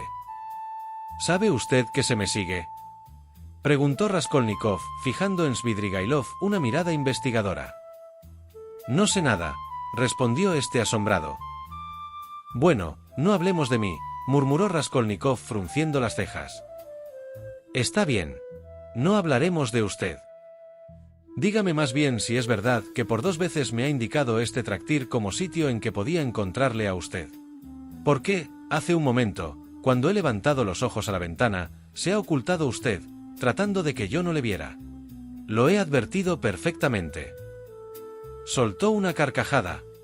¿Y por qué el otro día, cuando entré en el cuarto de usted, se fingió el dormido, aunque estaba despierto? Lo advertí muy bien. Podía tener razones, usted lo sabe. ¿Y yo, no podía también tener razones, aunque usted no las conociese? Hacía 1 minuto que Raskolnikov contemplaba atentamente el rostro de su interlocutor. Aquella cara le causaba siempre un nuevo asombro. Aunque bella, tenía algo que le hacía profundamente antipática. Parecía una máscara, el color era demasiado fresco, los labios demasiado rojos, la barba demasiado rubia, los cabellos demasiado espesos, los ojos demasiado azules y la mirada demasiado fija. Svidrigailov vestía un elegante traje de verano y eran irreprochables la blancura y finura de su camisa. Llevaba en uno de los dedos un gran anillo con una piedra de valor. Entre nosotros no sirven las tergiversaciones, dijo bruscamente el joven. Aunque esté usted en capacidad de hacerme mucho mal, si tiene deseos de molestarme, quiero hablarle franca y claramente. Sepa usted, pues, que si sigue con las mismas intenciones acerca de mi hermana, y si cuenta usted para labrar su objeto con el secreto que ha sorprendido últimamente, le mataré a usted antes de que me hayan metido en la cárcel. Le doy a usted mi palabra de honor. En segundo lugar, he creído advertir estos días que deseaba usted tener una entrevista conmigo. Si algo tiene que comunicarme, despáchese, porque el tiempo es precioso, y quizá bien pronto será demasiado tarde. ¿Qué es lo que corre a usted tanta prisa?, preguntó Svidrigailov, mirándole con curiosidad. Cada cual tiene sus negocios, dijo Raskolnikov con aire sombrío. Acaba usted de invitarme a que sea franco, y a la primera pregunta rehúsa usted responderme, observó Svidrigailov. Me supone usted siempre algunos proyectos.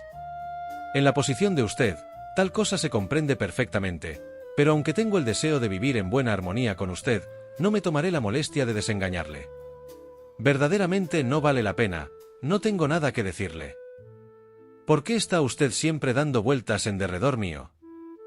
Sencillamente porque es usted un sujeto muy digno de ser observado. Ha excitado usted mi curiosidad por lo fantástico de su situación. Además, es usted el hermano de una persona que me interesa mucho.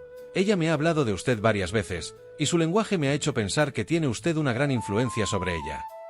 ¿No son bastantes razones estas? Por lo demás, lo confieso, la pregunta es para mí compleja, y me es muy difícil responder a ella. Si usted, por ejemplo, ha venido a buscarme ahora, es, no solo por un negocio, sino en la esperanza de que yo le diga a usted algo nuevo. ¿No es verdad? ¿No es verdad?, repitió con sonrisa equívoca Svidrigailov. Pues bien, figúrese usted que yo mismo, al volver a San Petersburgo, esperaba también que me diría usted algo nuevo y pensaba en tomar algo prestado. Vea usted cómo somos nosotros los ricos. ¿Tomarme algo prestado? ¿El qué? ¿Acaso lo sé yo? Ya ve usted en qué miserable tractir me paso todo el día, repuso Svidrigailov. No crea que me divierto, pero en alguna parte he de pasar el tiempo. Me distraigo con esa pobre Katia que acaba de salir. Si tuviese la suerte de ser un glotón, un gastrónomo de club, pero nada de eso. Ahí tiene usted todo lo que yo puedo comer, señaló con el dedo una mesita colocada en el rincón, y en ella un plato de hierro galvanizado, que contenía los restos de un mal biftec con patatas. A propósito, ¿ha comido usted? En cuanto al vino solo bebo champagne, y un vaso me basta para toda la noche. Si he pedido esa botella hoy, es porque tengo que ir a cierta parte y he querido de antemano preparar un poco la cabeza. Hace poco me ocultaba como un colegial, porque temía que la visita de usted fuera un trastorno para mí, pero creo que puedo pasar una hora con usted. Ahora son las 4:30, añadió mirando al reloj.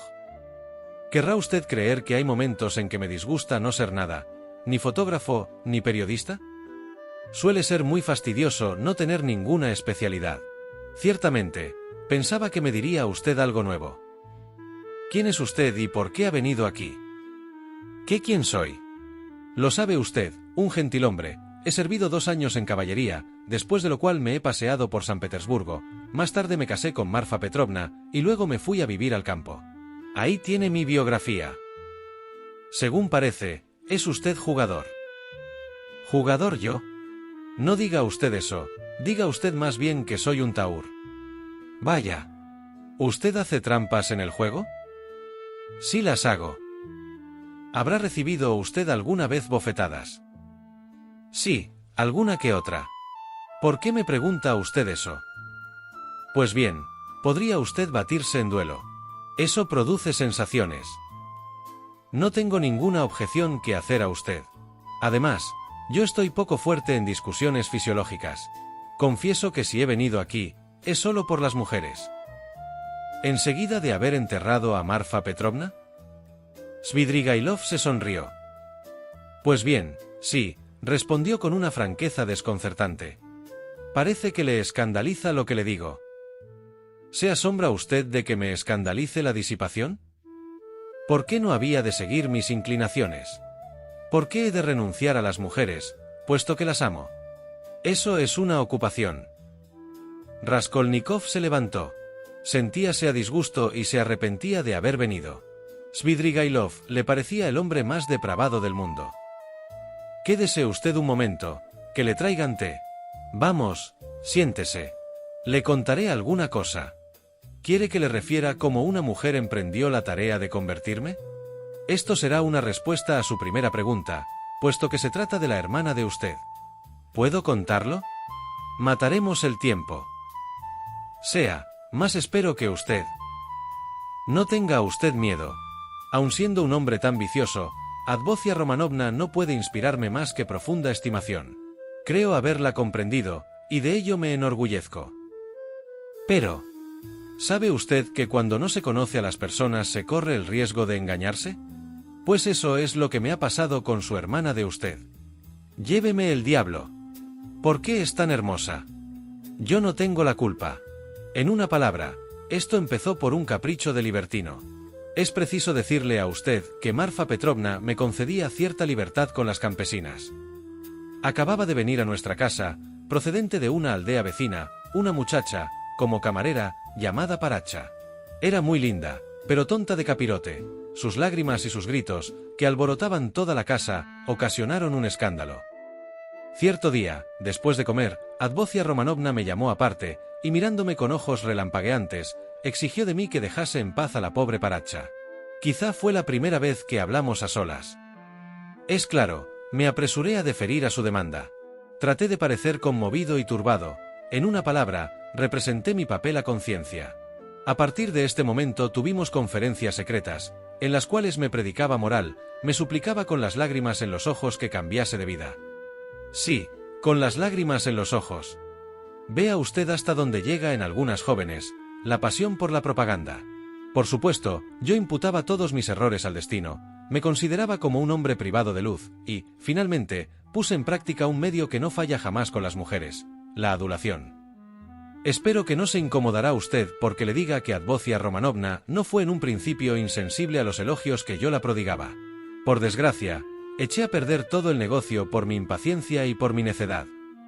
Al hablar con ella, hubiera debido moderar el brillo de mis ojos. Su llama le inquietó, y acabó por parecerle odiosa. Sin entrar en detalles, bastará con que le diga a usted que hubo entre nosotros un rompimiento. Después hice nuevas tonterías. Me extendí en groseros sarcasmos a propósito de las misioneras. Paracha entró de nuevo en escena y fue seguida de otras muchas. Oh, si hubiese usted visto entonces, Rodion Romanovich, qué relámpagos lanzaban los ojos de su hermana. Le aseguro que hasta en sueños me perseguían sus miradas. Llegué a no poder soportar el ruido de sus ropas y temí un ataque de epilepsia. Era de todo punto preciso que me reconciliase con Advocia Romanovna, y la reconciliación era imposible. Imagínese usted lo que hice entonces. ¿A qué grado de estupidez puede llegar el hombre despechado? No emprenda usted nada en ese estado, Rodion Romanovich. Pensando que Advocia Romanovna era una mendiga, perdón, no quería decir eso, pero la palabra importa poco, que, en fin, vivía de su trabajo y que tenía a su cargo a su madre y a usted. Vaya, caramba, vuelve usted a fruncir el entrecejo. Me decidí a ofrecerle toda mi fortuna, podía reunir entonces 30.000 rublos, y a proponerla que huyese conmigo a San Petersburgo. Una vez aquí, por supuesto, la habría jurado amor eterno, etcétera, etcétera. ¿Querrá usted creerlo? De tal modo estaba enamorado de ella en esta época, que si su hermana de usted me hubiese dicho: asesina o envenena a Marfa Petrovna, y cásate conmigo, lo hubiera hecho sin vacilar. Pero todo acabó por la catástrofe que usted ya conoce, y no se puede imaginar cómo me irritaría el saber que mi mujer había negociado el matrimonio entre Advocia Romanovna y ese embrollón de Luzhin. Porque, bien mirado, tanto hubiera valido para su hermana de usted aceptar mis ofrecimientos, como dar su mano a un hombre como ese. ¿Acaso no es verdad? ¿Acaso no es verdad? Advierto que me escucha usted con mucha atención. Interesante joven. Svidrigailov dio un violento puñetazo sobre la mesa. Estaba sofocado, y aunque apenas había bebido 2 vasos de champagne, empezaba a dar señales de embriaguez. Raskolnikov lo advirtió y resolvió aprovecharse de esta circunstancia para descubrir las intenciones de aquel a quien consideraba como su más peligroso enemigo. Pues bien, después de esto, no tengo la menor duda de que usted ha venido aquí por mi hermana, declaró el joven con tanto más atrevimiento, cuanto que quería llevar a su interlocutor a los últimos extremos. Svidrigailov trató de borrar el efecto producido por sus palabras. Oiga, deje usted. ¿No le he dicho que su hermana no puede sufrirme? Estoy persuadido, pero no se trata de eso. ¿Está usted persuadido de que ella no puede sufrirme? Replicó Svidrigailov guiñando los ojos y sonriéndose con aire burlón. Dice usted bien, no me ama. Pero no responda usted jamás de lo que pasa entre un marido y su mujer o entre 2 amantes. Hay siempre un rinconcillo que queda oculto para todo el mundo y solo es conocido de los interesados. ¿Se atrevería usted a afirmar que Advocia Romanovna me miraba con repugnancia? Ciertas palabras de su relato me prueban que todavía tiene usted infames propósitos acerca de Dunia y que se propone ejecutarlos lo más pronto posible. ¿Cómo han podido escapárseme tales palabras?, dijo Svidrigailov poniéndose de repente muy inquieto, pero sin molestarse en lo más mínimo por el epíteto con que se calificaban sus propósitos. Pero en este momento mismo se manifiestan los pensamientos ocultos de usted. ¿Por qué tiene miedo? ¿De qué nace ese súbito temor que demuestra? Yo, ¿miedo? ¿Miedo de usted? Vamos, hombre. Usted sí, amigo, que debe tener miedo. Por lo demás, estoy borracho, ya lo veo, un poco más, y hubiera cometido una tontería. Váyase al diablo el vino. Mozo, agua. Tomó la botella de champañe, y sin andarse con miramientos la tiró por la ventana. Felipe trajo agua. Todo esto es absurdo, dijo Svidrigailov humedeciendo una toalla y pasándosela por la cara. Yo puedo, con una palabra, reducir a nada todas las sospechas de usted. ¿Sabe usted que voy a casarme? Ya me lo había dicho usted. ¿Que se lo he dicho?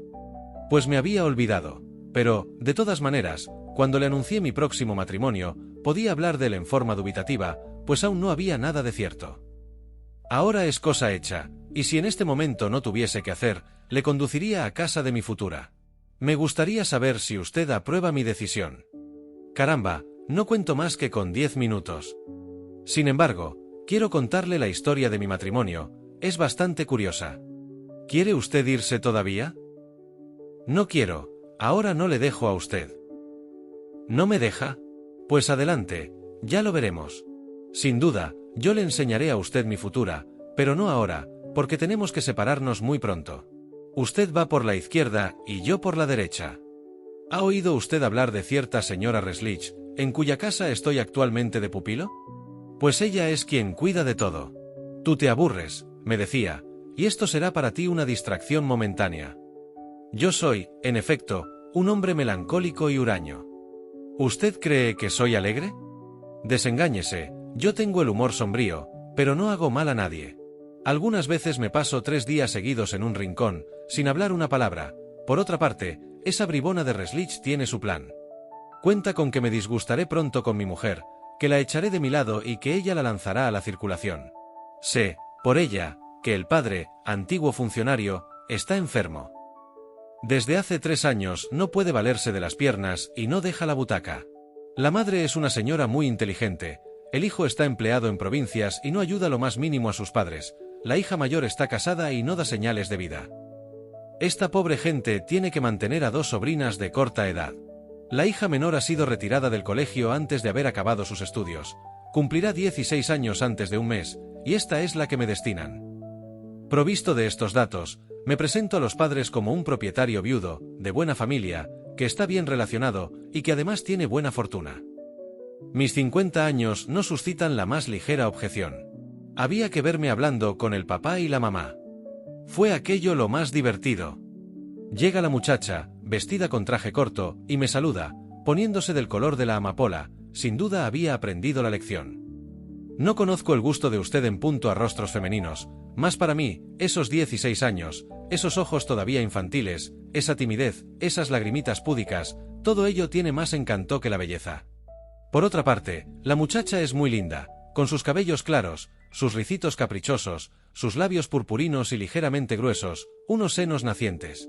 Hemos entablado conocimiento. Dije que asuntos de familia me obligaban a apresurar mi matrimonio, y al día siguiente, es decir, anteayer, éramos prometidos.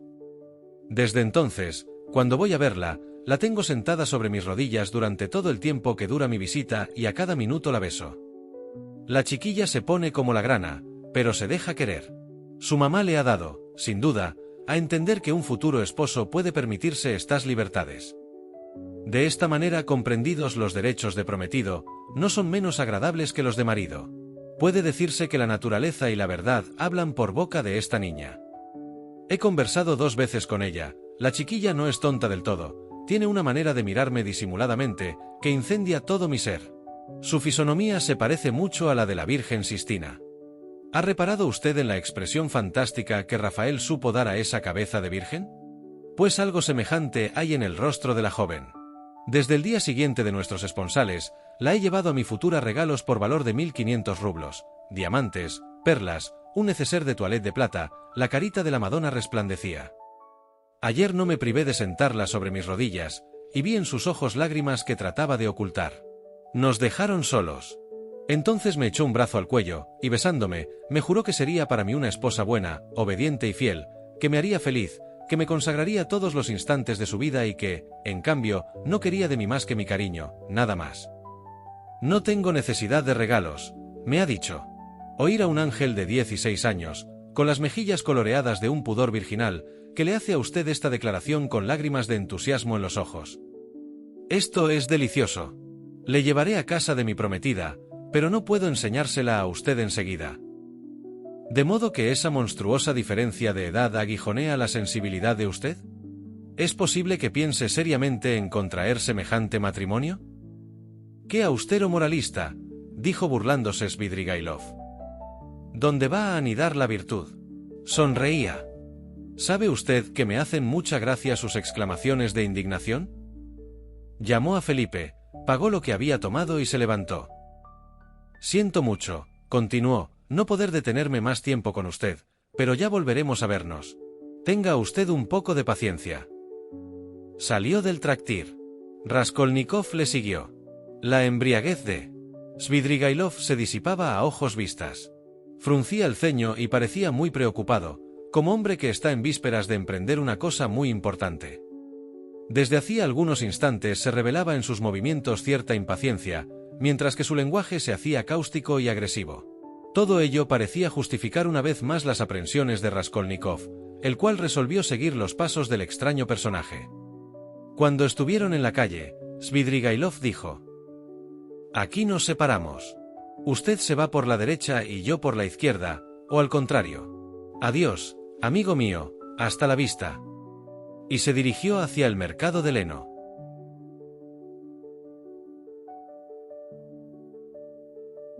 Parte 6. Capítulo 4. Raskolnikov se puso a seguirle. «¿Qué significa esto?», preguntó, volviéndose, Svidrigailov. «Creo haberle dicho a usted». «Esto significa que estoy decidido a acompañarle».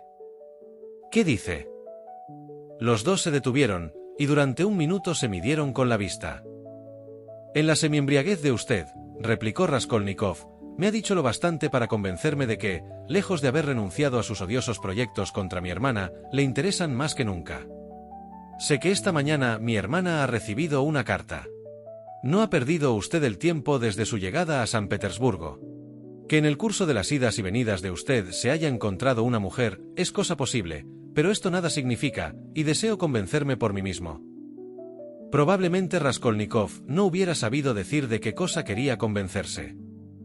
«Por lo visto, ¿usted quiere que yo llame a la policía?». «Llámela usted». Se detuvieron de nuevo uno frente al otro. Al fin, el rostro de Svidrigailov cambió de expresión. Viendo que su amenaza no intimidaba en lo más mínimo a Raskolnikov, tomó de repente un tono más alegre y amistoso. «Qué original es usted. A pesar de la curiosidad bien natural que ha despertado en mí, no he querido hablarle de su asunto. Quería dejarlo para ocasión más oportuna, pero, en verdad, es usted capaz de hacer perder la paciencia a un muerto. Bueno, venga usted conmigo, pero le advierto que solo entro para tomar algún dinero. Enseguida saldré, montaré en un coche y me iré a pasar el resto del día a las islas. ¿Qué necesidad tiene usted de seguirme? Tengo que hacer en casa de usted, pero no es a su cuarto a donde voy, sino al de Sofía Semenovna. Tengo que disculparme de no haber asistido a las exequias de su madrastra». «Como usted quiera, pero Sofía Semenovna no está en casa. Ha ido a llevar a los 3 niños a la casa de una señora anciana a quien yo conozco hace mucho tiempo y que se halla al frente de muchos asilos. He proporcionado un gran placer a esa señora remitiéndole el dinero para los chiquillos de Catalina Ivanovna, además de un donativo pecuniario para sus establecimientos. Le he contado, por último, la historia de Sofía Semenovna, sin omitir ningún detalle. Mi relato ha producido un efecto indescriptible, y ahí tiene usted por qué ha sido invitada Sofía a dirigirse hoy mismo al Hotel X ****, en el cual la varinia en cuestión reside provisionalmente desde su regreso del campo. No importa, de todos modos entraré en su casa. Haga usted lo que le plazca, pero yo no he de acompañarle». «¿Para qué?». «Estoy seguro de que desconfía de mí, porque he tenido hasta este momento la discreción de evitarle preguntas escabrosas. ¿Adivina usted a lo que quiero aludir? Apostaría cualquier cosa a que mi discreción le ha parecido extraordinaria. Sea usted delicado para que se le recompense de ese modo». «¿Le parece a usted delicado escuchar detrás de las puertas?». Soltó una carcajada. Ya me sorprendía que no hubiese usted hecho esta observación, respondió riendo Svidrigailov. Si cree usted que no está permitido escuchar detrás de las puertas, pero si asesinar a mujeres indefensas, puede acontecer que los magistrados no sean de ese parecer, y haría usted bien en marcharse cuanto antes a América. Parta usted enseguida, joven. Quizás sea todavía tiempo. Le hablo con toda sinceridad. Si necesita usted dinero para el viaje, yo se lo daré. No pienso en tal cosa, replicó desdeñosamente Raskolnikov. Lo comprendo. Usted se pregunta si ha obrado con arreglo a la moral, como un buen hombre y como un buen ciudadano. Debiera haberse planteado esa cuestión antes, ahora ya es demasiado tarde. Sonrió. Si usted cree haber cometido un crimen, levántese la tapa de los sesos. ¿No es eso lo que tiene el propósito de hacer? Por lo visto trata usted de exasperarme con la esperanza de que así le libraré de mi presencia. ¡Qué original es usted! Pero hemos llegado. Tómese el trabajo de subir la escalera. Ahí tiene usted la puerta del cuarto de Sofía Semenovna. ¿Ve usted? No hay nadie. ¿No lo cree usted? Pregúnteselo a los Kapernumov, ellos tienen la llave. Aquí está precisamente la señora Kapernumov. Es un poco sorda. ¿Sofía Semenovna ha salido? ¿A dónde ha ido? ¿Está usted en lo que digo? No está aquí, y acaso no vendrá hasta muy tarde. Vamos, ahora venga usted a mi casa. ¿No tenía usted intención de hacerme una visita? Henos aquí en mi cuarto. La señora Reslich está ausente. Esta mujer tiene siempre 1000 negocios entre manos, pero es una excelente persona, se lo aseguro. Quizá le sería útil si fuese usted más razonable. ¿Ve usted? Tomo de mi cómoda un título del 5%, mire usted cuántos me quedan todavía, voy a convertirlo en metálico. ¿Se ha enterado usted? Nada tengo que hacer aquí, cierro la cómoda, cierro el cuarto y hétenos en la escalera. Si a usted le parece, tomaremos un coche y nos iremos a las islas. ¿No le gusta a usted un paseíto en carruaje? ¿Lo ve usted? Ordeno al cochero que me conduzca a la punta de Elaguín. ¿Rehúsa usted? ¿Se ha cansado usted de acompañarme? Vamos, déjese usted tentar. Va a llover, pero... ¿qué importa? Levantaremos la capota. Svidrigailov estaba ya en el coche. Por muy desconfiado que fuese Raskolnikov, pensó que no había peligro inminente, así es que sin responder una palabra, volvió la espalda y tomó la dirección del mercado de Leno. Si hubiese vuelto la cabeza, habría podido ver que Svidrigailov, después de haber andado 100 pasos en coche, se apeaba y pagaba al cochero. Pero el joven caminaba sin mirar hacia atrás. Muy pronto dobló Raskolnikov la esquina, y como siempre, cuando se encontraba solo no tardó en caer en profunda abstracción. Llegado al puente se detuvo en la balaustrada y fijó los ojos en el canal. En pie, a poca distancia de él, le observaba Advocia Romanovna. Al llegar al puente pasó cerca de ella, pero sin verla. A la vista de su hermano, Dunia experimentó un sentimiento de sorpresa y aún de inquietud. Durante un momento dudó si se acercaría o no. De pronto echó de ver que, por la parte del mercado de Leno, Svidrigailov se dirigía rápidamente hacia ella. Este parecía avanzar con prudencia y misterio. No subió al puente, se quedó en la acera, procurando no ser visto por Raskolnikov. Hacía un rato que había reparado en Dunia y que le hacía señas. La joven creyó comprender que la llamaba, indicándole que procurase que su hermano no le viera. Dócil a esta invitación muda, Dunia se alejó, sin hacer ruido, de Raskolnikov, y se juntó con Svidrigailov. «Vamos más deprisa», le dijo por lo bajo este último. «Es preciso que Rodion Romanovich ignore nuestra entrevista. Advierto a usted que ha venido a buscarme, hace poco, a un café que está cerca de aquí, y que me ha costado trabajo separarme de él. Sabe que he escrito a usted una carta y sospecha algo. Indudablemente no es usted quien le ha hablado de esto, pero si no es usted, ¿quién ha sido, entonces?» «Ya hemos dado vuelta a la esquina», interrumpió Dunia. «Ahora mi hermano no puede vernos. Advierto a usted que no pasaré de aquí en su compañía. Dígame lo que quiera, que todo puede decirse en medio de la calle. En primer lugar, no es en la vía pública donde pueden ni deben hacerse ciertas confidencias. Además, usted debe oír también a Sofía Semenovna, y en tercer lugar, es preciso que yo le muestre ciertas pruebas. En fin, si usted no consiente en venir a mi casa, renuncio a toda explicación y me retiro ahora mismo. No olvide usted tampoco que poseo cierto secreto muy curioso que interesa a su querido hermano. Dunia se detuvo indecisa y dirigió una mirada penetrante a Svidrigailov. ¿Qué teme usted?, observó tranquilamente este. La ciudad no es el campo, y aun en el campo mismo me ha hecho usted más daño que yo a usted. ¿Sofía Semenovna está avisada? No, no le he dicho una palabra, ni siquiera sé si está en su casa. Creo, sin embargo, que debe de estar, porque hoy se ha verificado el entierro de su madrastra, y no es de suponer que en un día como este haga visitas.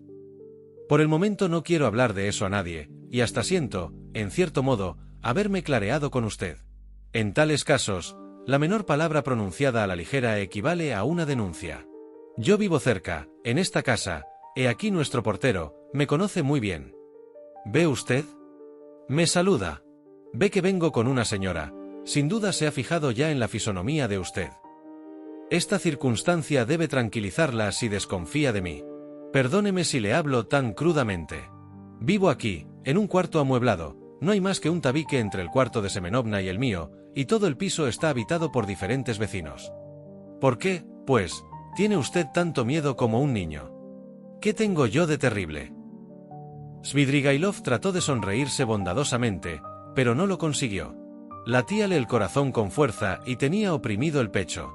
Afectaba levantar la voz para ocultar la agitación que experimentaba. Precaución inútil, porque Dunia no advertía en él nada de particular.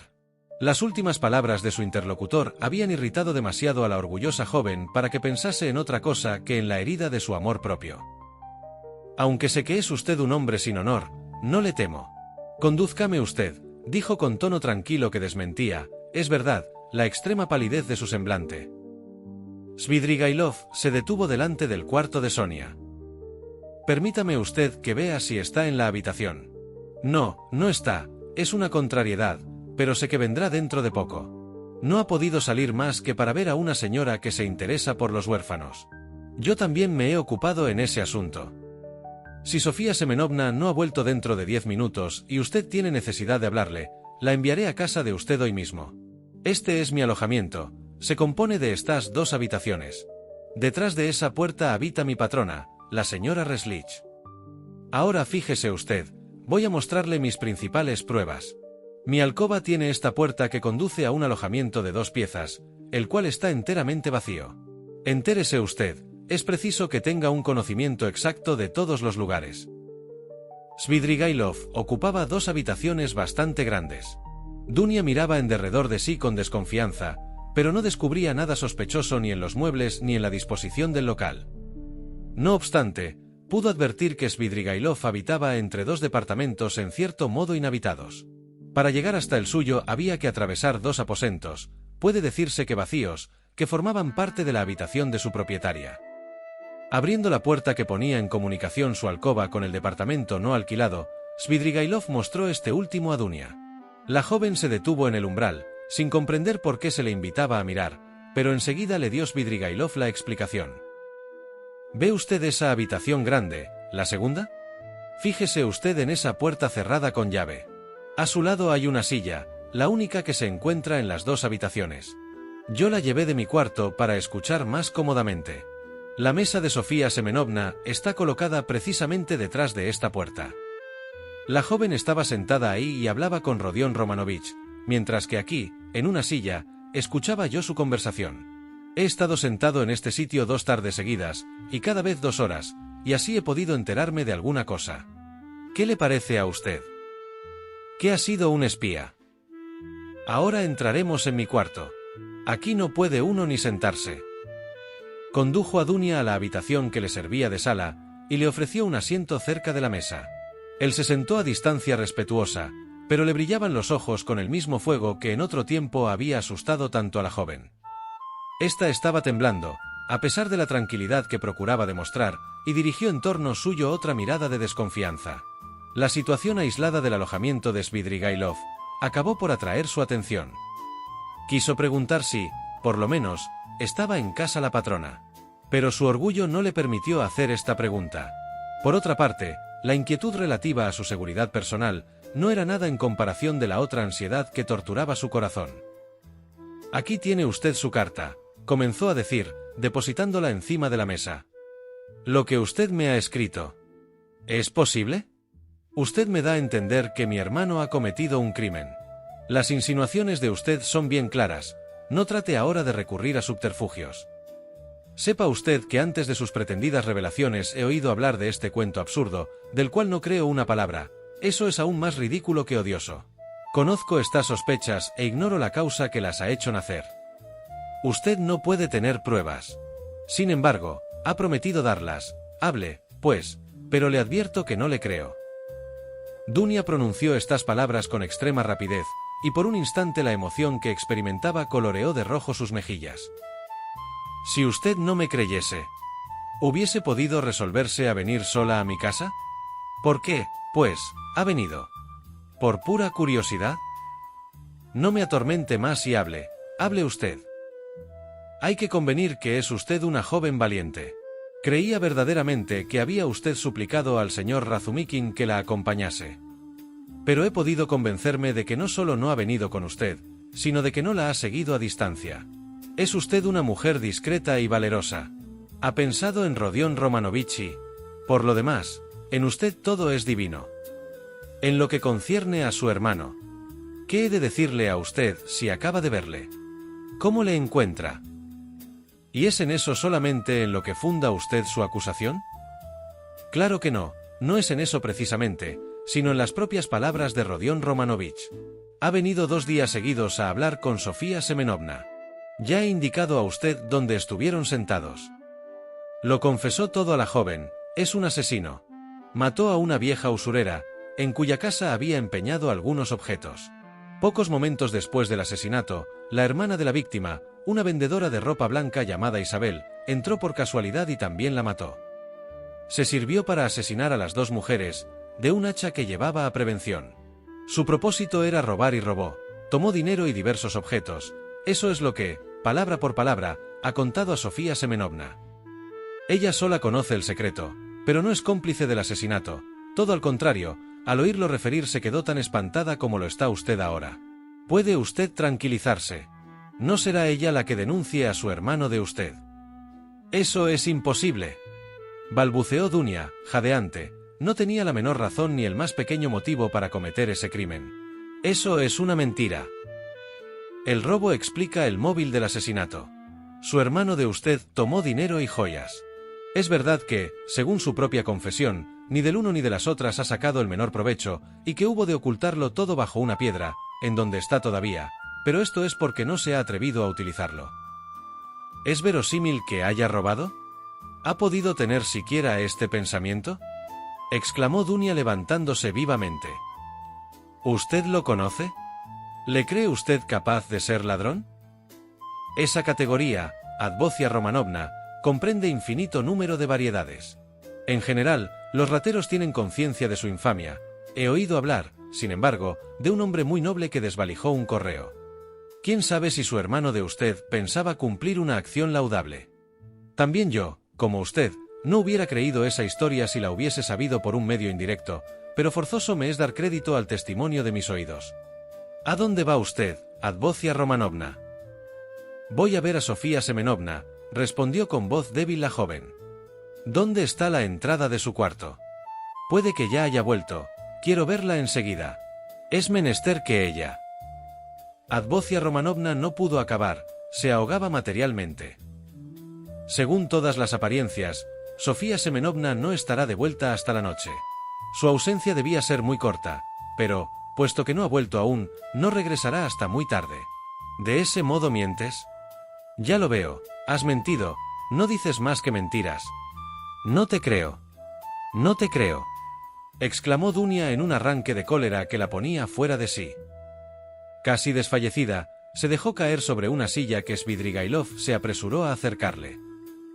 ¿Qué tiene usted, Advocia Romanovna? Tranquilícese, aquí hay agua. Beba usted un poco. Le echó agua en la cara, la joven tembló y volvió en sí. Esto ha producido efecto, murmuraba Svidrigailov para sí frunciendo el entrecejo. Cálmese usted, Advocia Romanovna, sepa usted que Rodion Romanovich tiene amigos, le salvaremos. Le sacaremos de este mal paso. ¿Quiere usted que le lleve yo mismo al extranjero? Tengo dinero, de aquí a algunos días habré realizado todo mi haber.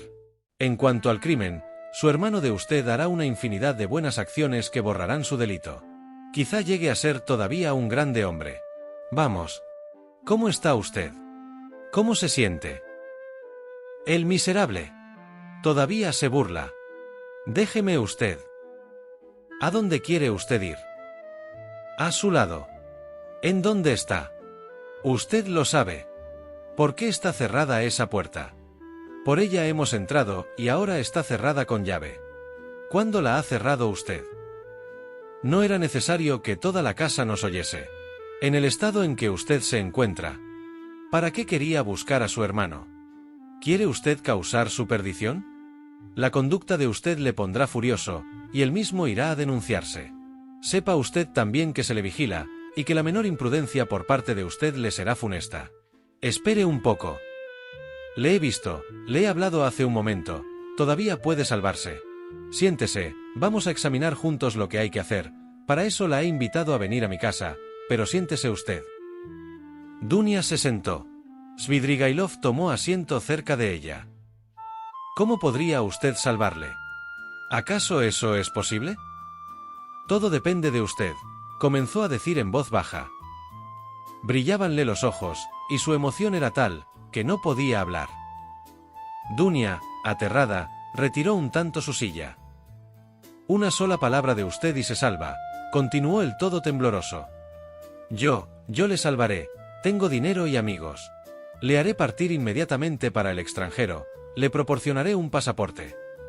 Buscaré dos, uno para él y otro para mí. Tengo amigos con cuya fidelidad e inteligencia puedo contar. ¿Quiere usted? Tomaré un pasaporte para usted y para su madre. ¿Qué le importa a usted, Razumikin?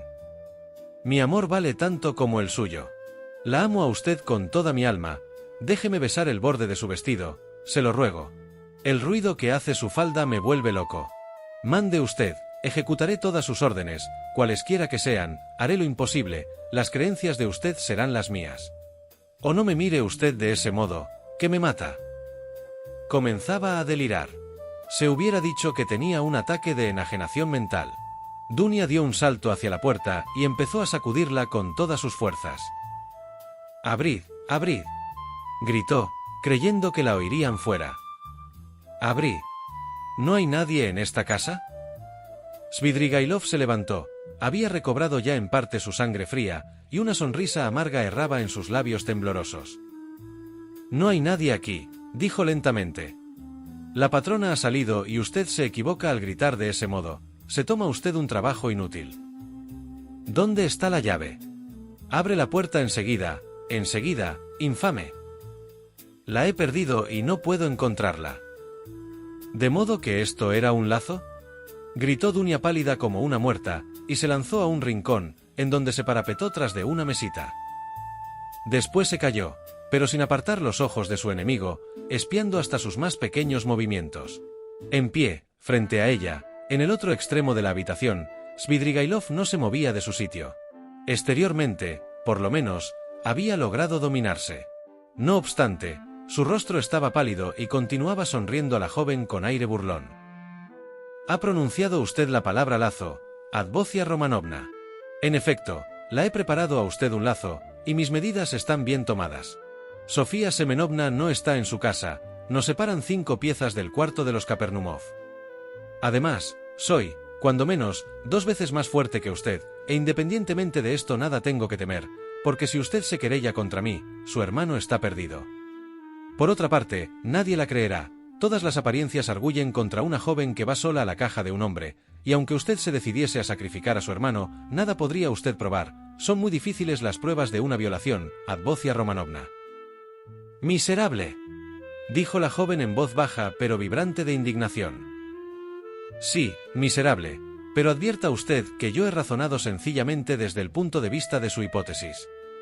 Personalmente opino como usted, que la violación es un delito abominable. Cuanto he dicho ha sido para tranquilizar la conciencia de usted en el caso en que consintiese, de buen grado, en salvar a su hermano como yo se lo he propuesto. Podrá usted decirse a sí misma que no ha cedido más que a las circunstancias, a la fuerza, si es preciso emplear esta palabra. Piense que la suerte de su madre y de su hermano está en sus manos. Seré esclavo de usted durante toda mi vida. Voy a esperar aquí. Se sentó en el diván a 8 pasos de Dunia. La joven conocía muy bien a Svidrigailov. No tenía la menor duda de que era inquebrantable su resolución. De repente sacó del bolsillo un revólver, lo montó y lo colocó sobre la mesa, al alcance de su mano. Svidrigailov lanzó un grito de sorpresa e hizo un brusco movimiento hacia adelante. ¿Esas tenemos?, dijo con maligna sonrisa. La situación cambia por completo. Usted me simplifica singularmente la tarea, pero ¿dónde se ha procurado usted ese revólver? ¿Se lo ha prestado a usted Razumikin? Calle, si es el mío, lo reconozco. Lo había buscado en vano. Las lecciones de tiro que yo tuve el honor de darle en el campo no habrán sido inútiles. Ese revólver no era tuyo, sino de Marfa Petrovna, a quien has matado tú. ¡Asesino! Nada te pertenecía en su casa. Yo me apoderé de él cuando comencé a sospechar de lo que eras capaz. Si das un solo paso, te juro que te mato. Dunia, exasperada, se disponía a poner en práctica su amenaza, si llegaba el caso. Bueno, ¿y su hermano de usted? Le hago esta pregunta por simple curiosidad, dijo Svidrigailov, que continuaba en pie en el mismo sitio. Denúnciale si quieres. No te acerques, o disparo. Has envenenado a tu mujer, lo sé, tú también eres un asesino. ¿Está usted bien segura de que yo he envenenado a Marfa Petrovna? Sí, tú mismo me lo diste a entender, tú me hablaste de veneno. Sé que te lo procuraste, tú, ciertamente, fuiste infame. Aun cuando eso fuese cierto, lo habría hecho por ti, tú habrías sido la causa. Mientes, yo te he detestado siempre, siempre. Parece que ha olvidado usted, Advocia Romanovna, que en su celo por convertirme se inclinaba hacia mí con lánguidas miradas. Yo leía en los ojos de usted. No se acuerda. Por la noche, al resplandor de la luna, mientras cantaba el ruiseñor. Mientes. La rabia hacía brillar las pupilas de Dunia. Mientes, calumniador. ¿Qué miento? Está bien. Miento, he mentido. Las mujeres no gustan que se les recuerden ciertas cosillas, repuso sonriendo. Sé que tirarás, precioso monstruo, pues bien, anda. Dunia le apuntó, no esperando más que un movimiento de él para hacer fuego. El rostro de la joven estaba cubierto de mortal palidez. Agitábasele el labio inferior, movido por la cólera, y llameábanle sus grandes y negros ojos. Jamás la había visto tan hermosa Svidrigailov. Este avanzó un paso, sonó una detonación, la bala le pasó rozando los cabellos, y fue a incrustarse en la pared, detrás de él. Svidrigailov se detuvo. Una picadura de abeja, dijo riéndose. Apunta a la cabeza. ¿Qué es esto? Tengo sangre. Sacó un pañuelo del bolsillo para enjugarse la sangre que le corría a lo largo de la sien derecha. La bala le había rozado la piel del cráneo. Dunia bajó el arma y miró a Svidrigailov con una especie de estupor. Parecía no darse cuenta de lo que acababa de hacer. Pues bien, ha errado usted el tiro. Dispare otra vez, espero, prosiguió Svidrigailov, cuya alegría tenía algo de siniestro. Si tarda usted en disparar, tendré tiempo de agarrarla antes de que pueda usted defenderse. Temblorosa Dunia armó rápidamente el revólver y amenazó de nuevo a su perseguidor. Déjeme usted, dijo con desesperación. Le juro que voy a disparar otra vez. Le mataré. A 3 pasos, en efecto, es imposible que usted no haga blanco, pero si no me mata, entonces... En los brillantes ojos de Svidrigailov se podía leer el resto de su pensamiento. Dio 2 pasos hacia adelante. Dunia disparó, pero falló el tiro. No está bien cargada el arma, no importa, eso puede repararse. Tiene esta aún una cápsula, espero.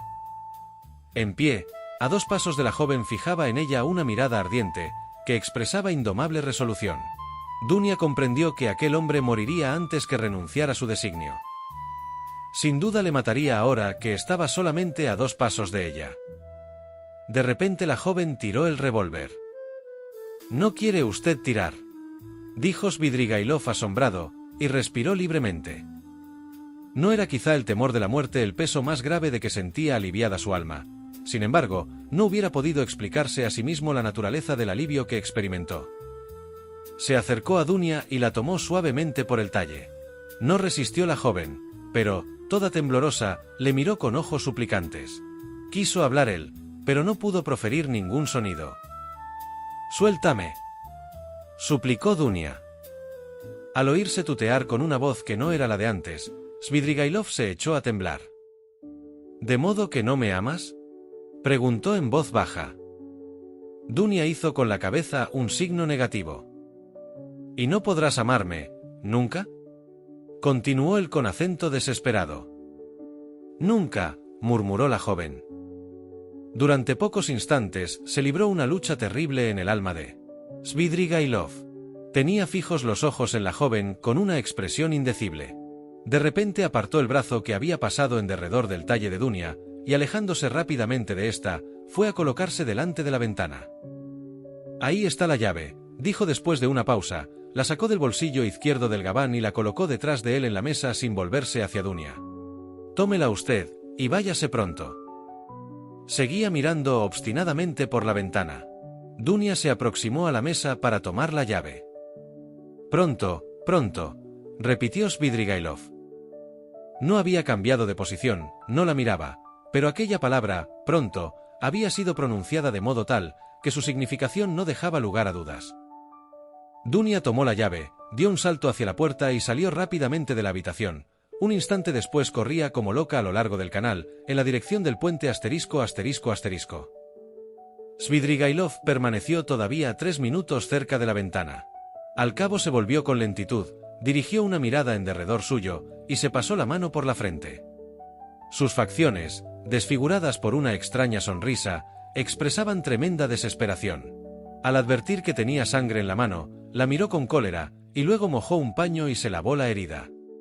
El revólver arrojado por Dunia había rodado hasta la puerta. Svidrigailov lo levantó y se puso a examinarlo. Era un revólver pequeño de 3 tiros, de antiguo sistema. Tenía aún 2 cápsulas vacías y una cargada. Después de un momento de reflexión, guardó el arma en el bolsillo, tomó el sombrero y salió. Parte 6. Capítulo 5. Hasta las 10 de la noche, Arkadio Ivanovich Svidrigailov estuvo recorriendo tabernas y traktirs. Habiendo encontrado a Katia, le pagó las consumaciones que quiso tomar, y lo mismo al organillero, a los mozos y a 2 dependientes de comercio con los cuales tenía extraña simpatía. Había notado que estos 2 jóvenes tenían la nariz ladeada, y que la de uno miraba a la derecha y la del otro a la izquierda. Finalmente se dejó llevar por ellos a un jardín de recreo, donde pagó la entrada a todos. Este establecimiento, que ostentaba pomposamente el nombre de Vauxhall, era un café cantante de ínfima clase. Los dependientes encontraron allí algunos colegas y empezaron a reñir con ellos. Poco faltó para que vinieran a las manos. Svidrigailov fue elegido como árbitro. Después de haber escuchado, durante un cuarto de hora, las recriminaciones confusas de los contendientes, creyó comprender que uno de ellos había robado una cosa, que había vendido a un judío, pero sin querer dar parte a sus camaradas del producto de aquella operación comercial. Por último, se averiguó que el objeto robado era una cucharilla de té perteneciente al Vauxhall. La cuchara fue reconocida por los mozos del establecimiento, y la cosa hubiera acabado mal si Svidrigailov no hubiera indemnizado a los que se quejaban. Se levantó y salió del jardín. Eran las 10. Durante toda la noche no había bebido ni una gota de vino. En el Vauxhall se había limitado a pedir té, y eso porque allí estaba obligado a hacerse servir alguna cosa. La temperatura era sofocante, y negras nubes se amontonaban en el cielo. Próximamente a las 10 estalló una violenta tempestad. Svidrigailov llegó a su casa empapado hasta los huesos. Se encerró en su cuarto, abrió el cajón de su cómoda, sacó del todo el dinero y desgarró 2 o 3 papeles. Después de haberse guardado el dinero pensó en mudarse de ropa, pero, como continuaba lloviendo, juzgó que no valía la pena, tomó el sombrero, salió sin cerrar la puerta de su habitación y se dirigió al domicilio de Sonia. La joven no estaba sola, tenía en derredor suyo los 4 niños de Kapernaumov, a quienes servía el té. Sonia acogió respetuosamente al visitante, miró con sorpresa sus vestidos mojados, pero no dijo una palabra. A la vista de un extraño, todos los chiquillos huyeron asustados. Svidrigailov se sentó cerca de la mesa e invitó a Sonia a que se sentase cerca de él. La joven se preparó tímidamente a escucharlo. Sofía Semenovna, empezó a decir, quizá me vaya a América, y, como según todas las probabilidades, nos vemos por última vez, he venido a fin de arreglar algunos asuntos. ¿Ha ido usted esta tarde a casa de esa señora? Sé lo que le ha dicho usted, es inútil que me lo cuente. Sofía Semenovna hizo un movimiento de cabeza y se ruborizó. Esa gente tiene ciertos prejuicios. Por lo que hace a las hermanas de usted y a su hermano, su suerte está asegurada. El dinero que destinaba yo a cada uno de ellos, ha sido depositado por mí en manos seguras. Aquí tiene usted los recibos. Ahora, para usted, tome estos 3 títulos del 5% que representan una suma de 3.000 rublos.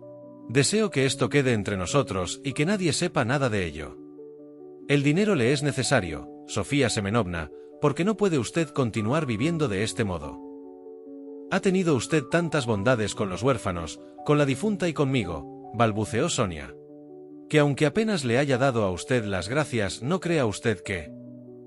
Bueno, basta, basta. En cuanto a este dinero, Arcadio Ivanovich, yo se lo agradezco mucho, pero no lo necesito ahora. No teniendo que pensar más que en mí, podré ir saliendo. No me considere usted ingrata porque rehúse su ofrecimiento. Puesto que es usted tan caritativo, este dinero...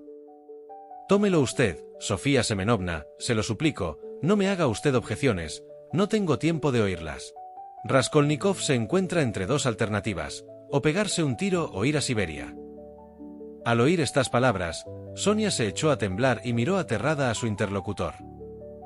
No se inquiete usted, prosiguió Svidrigailov. Lo he oído todo de sus propios labios, no soy hablador y guardaré el terrible secreto. Ha estado usted inspirada aconsejándole que vaya a denunciarse. Es el mejor partido que puede tomar.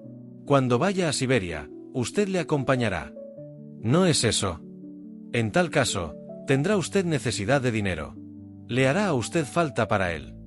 ¿Comprende ahora? La cantidad que le ofrezco se la doy a él por mediación de usted.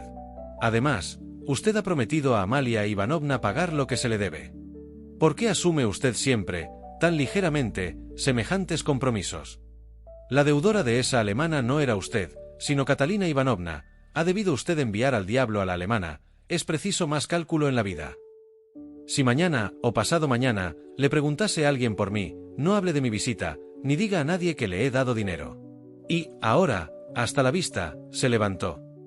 Salude usted de mi parte a Rodion Romanovich. A propósito, hará usted muy bien, por de pronto, confiando el dinero al señor Razumikin. ¿Conoce usted al señor Razumikin? Es un buen muchacho. Lléveselo usted mañana o, cuando tenga usted ocasión. Pero, de aquí a entonces, tenga cuidado de que no se lo quiten. Sonia se había levantado y fijaba una mirada inquieta en el visitante. Tenía grandes deseos de decir alguna cosa, de hacer alguna pregunta, pero estaba tan intimidada, que no sabía por dónde empezar. ¿De modo, que va usted a ponerse en camino con un tiempo tan malo? Cuando se va a América no se preocupa uno de la lluvia. Adiós, mi querida Sofía Semenovna, viva usted largo tiempo, sea usted útil a sus semejantes, de usted mis recuerdos al señor Razumikin, dígale que Arcadio Ivanovich Svidrigailov le saluda. No se olvide usted. Cuando hubo salido Svidrigailov, Sonia quedóse oprimida por un sentimiento de temor. La misma noche Svidrigailov hizo una visita muy singular y muy inesperada. La lluvia seguía cayendo. A las 11:20 se presentó, todo calado en casa de los padres de su futura, que ocupaban un cuartito en Vasiliostrov. Tuvo que llamar muchas veces antes de que le abriesen, y su llegada, a una hora tan intempestiva, causó en el primer momento gran sorpresa. Creyóse al principio que aquella sería una humorada de hombre ebrio, pero enseguida hubieron de desechar esta suposición, porque, cuando se lo proponía, Svidrigailov tenía modales por extremo seductores. La inteligente madre acercó la butaca del padre enfermo y entabló la conversación por medio de diferentes preguntas. Aquella mujer no iba nunca derecha al asunto. Quería, por ejemplo, saber cuándo le agradaría celebrar a Arcadio Ivanovich el matrimonio, y comenzaba interrogándole curiosamente acerca de París y sobre la Highlife parisiense, para conducirle poco a poco a Vasiliostrov. Otras veces, esta maniobra resultaba bastante bien, Pero las circunstancias presentes, Svidrigailov se mostró más impaciente que de costumbre, y quiso ver inmediatamente a su futura, a pesar de que se le dijo que estaba ya acostada. Claro es que se apresuraron a satisfacer su deseo. Svidrigailov dijo a la joven que un negocio urgente le obligaba a ausentarse por algún tiempo de San Petersburgo, y que le traía 15.000 rublos, suplicándole que aceptare aquella bagatela, que desde largo tiempo antes había tenido intención de regalársela en vísperas del matrimonio. Apenas si había relación lógica entre este regalo y el anunciado viaje, no parecía que fuese necesaria para ello una visita nocturna mientras llovía torrencialmente. Sin embargo, por torpes que pudieran ser estas explicaciones, aquella familia se deshizo, por el contrario, en muestras de gratitud sumamente calurosas, a las cuales mezcló sus lágrimas la madre. Svidrigailov se levantó, besó a su prometida, le dio suaves golpecitos en la mejilla, y aseguró que estaría muy pronto de vuelta. La muchacha le miraba perpleja, se leía en sus ojos algo más que una simple curiosidad infantil. Arcadio Ivanovich notó aquella mirada, besó de nuevo a su futura, y se retiró, pensando con verdadero despecho que su regalo sería, de seguro, conservado bajo llave por la más inteligente de las madres. A medianoche volvió a entrar en la ciudad por el puente de ******. Había cesado la lluvia, pero el viento soplaba con fuerza. Durante cerca de media hora, Svidrigailov anduvo por la vasta perspectiva *****, como si buscase alguna cosa. Poco tiempo antes, reparó que al lado derecho de la perspectiva había un hotel que se llamaba, si la memoria no le era infiel, Hotel Andrinópolis. Al fin lo encontró.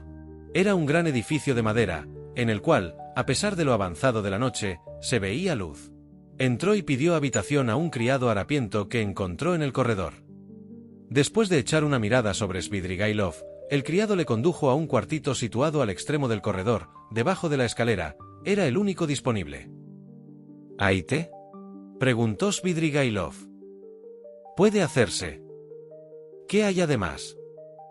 Carne, aguardiente, entremeses. Tráeme carne y té. ¿No quiere usted nada más?, preguntó con algo de vacilación el camarero.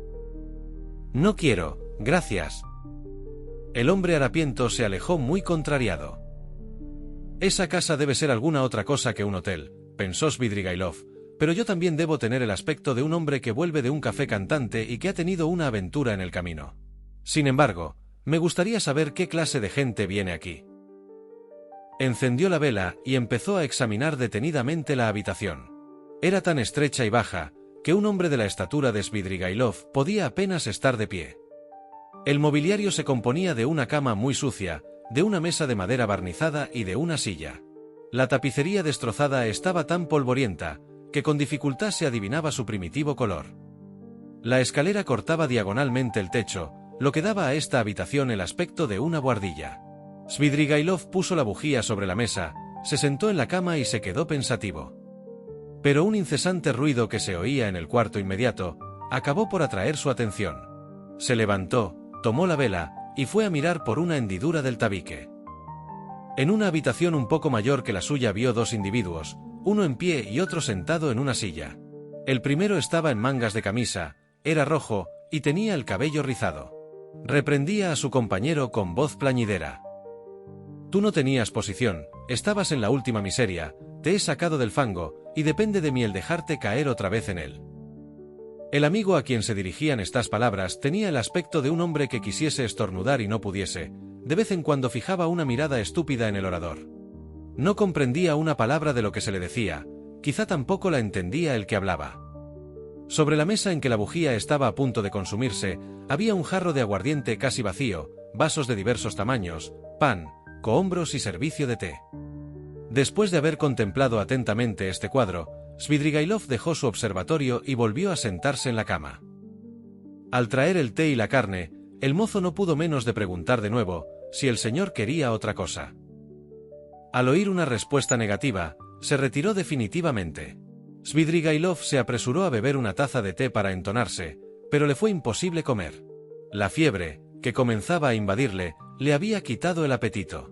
Despojóse del gabán y el saco, se envolvió en la colcha y se acostó. Estaba quebrantado. Mejor sería, por esta vez, estar bien, se dijo sonriendo. La atmósfera era sofocante. La vela alumbraba débilmente. El viento zumbaba fuera. Se oía el ruido de un ratón y llenaba todo el cuarto olor de ratones y de cuero. Tendido en el lecho, Svidrigailov soñaba más bien que pensaba.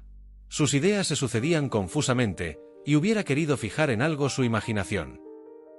Debe de haber un jardín bajo la ventana, se percibe rumor de hojas y de ramas de árboles. Cuánto detesto este ruido por la noche en medio de la tempestad y de las tinieblas.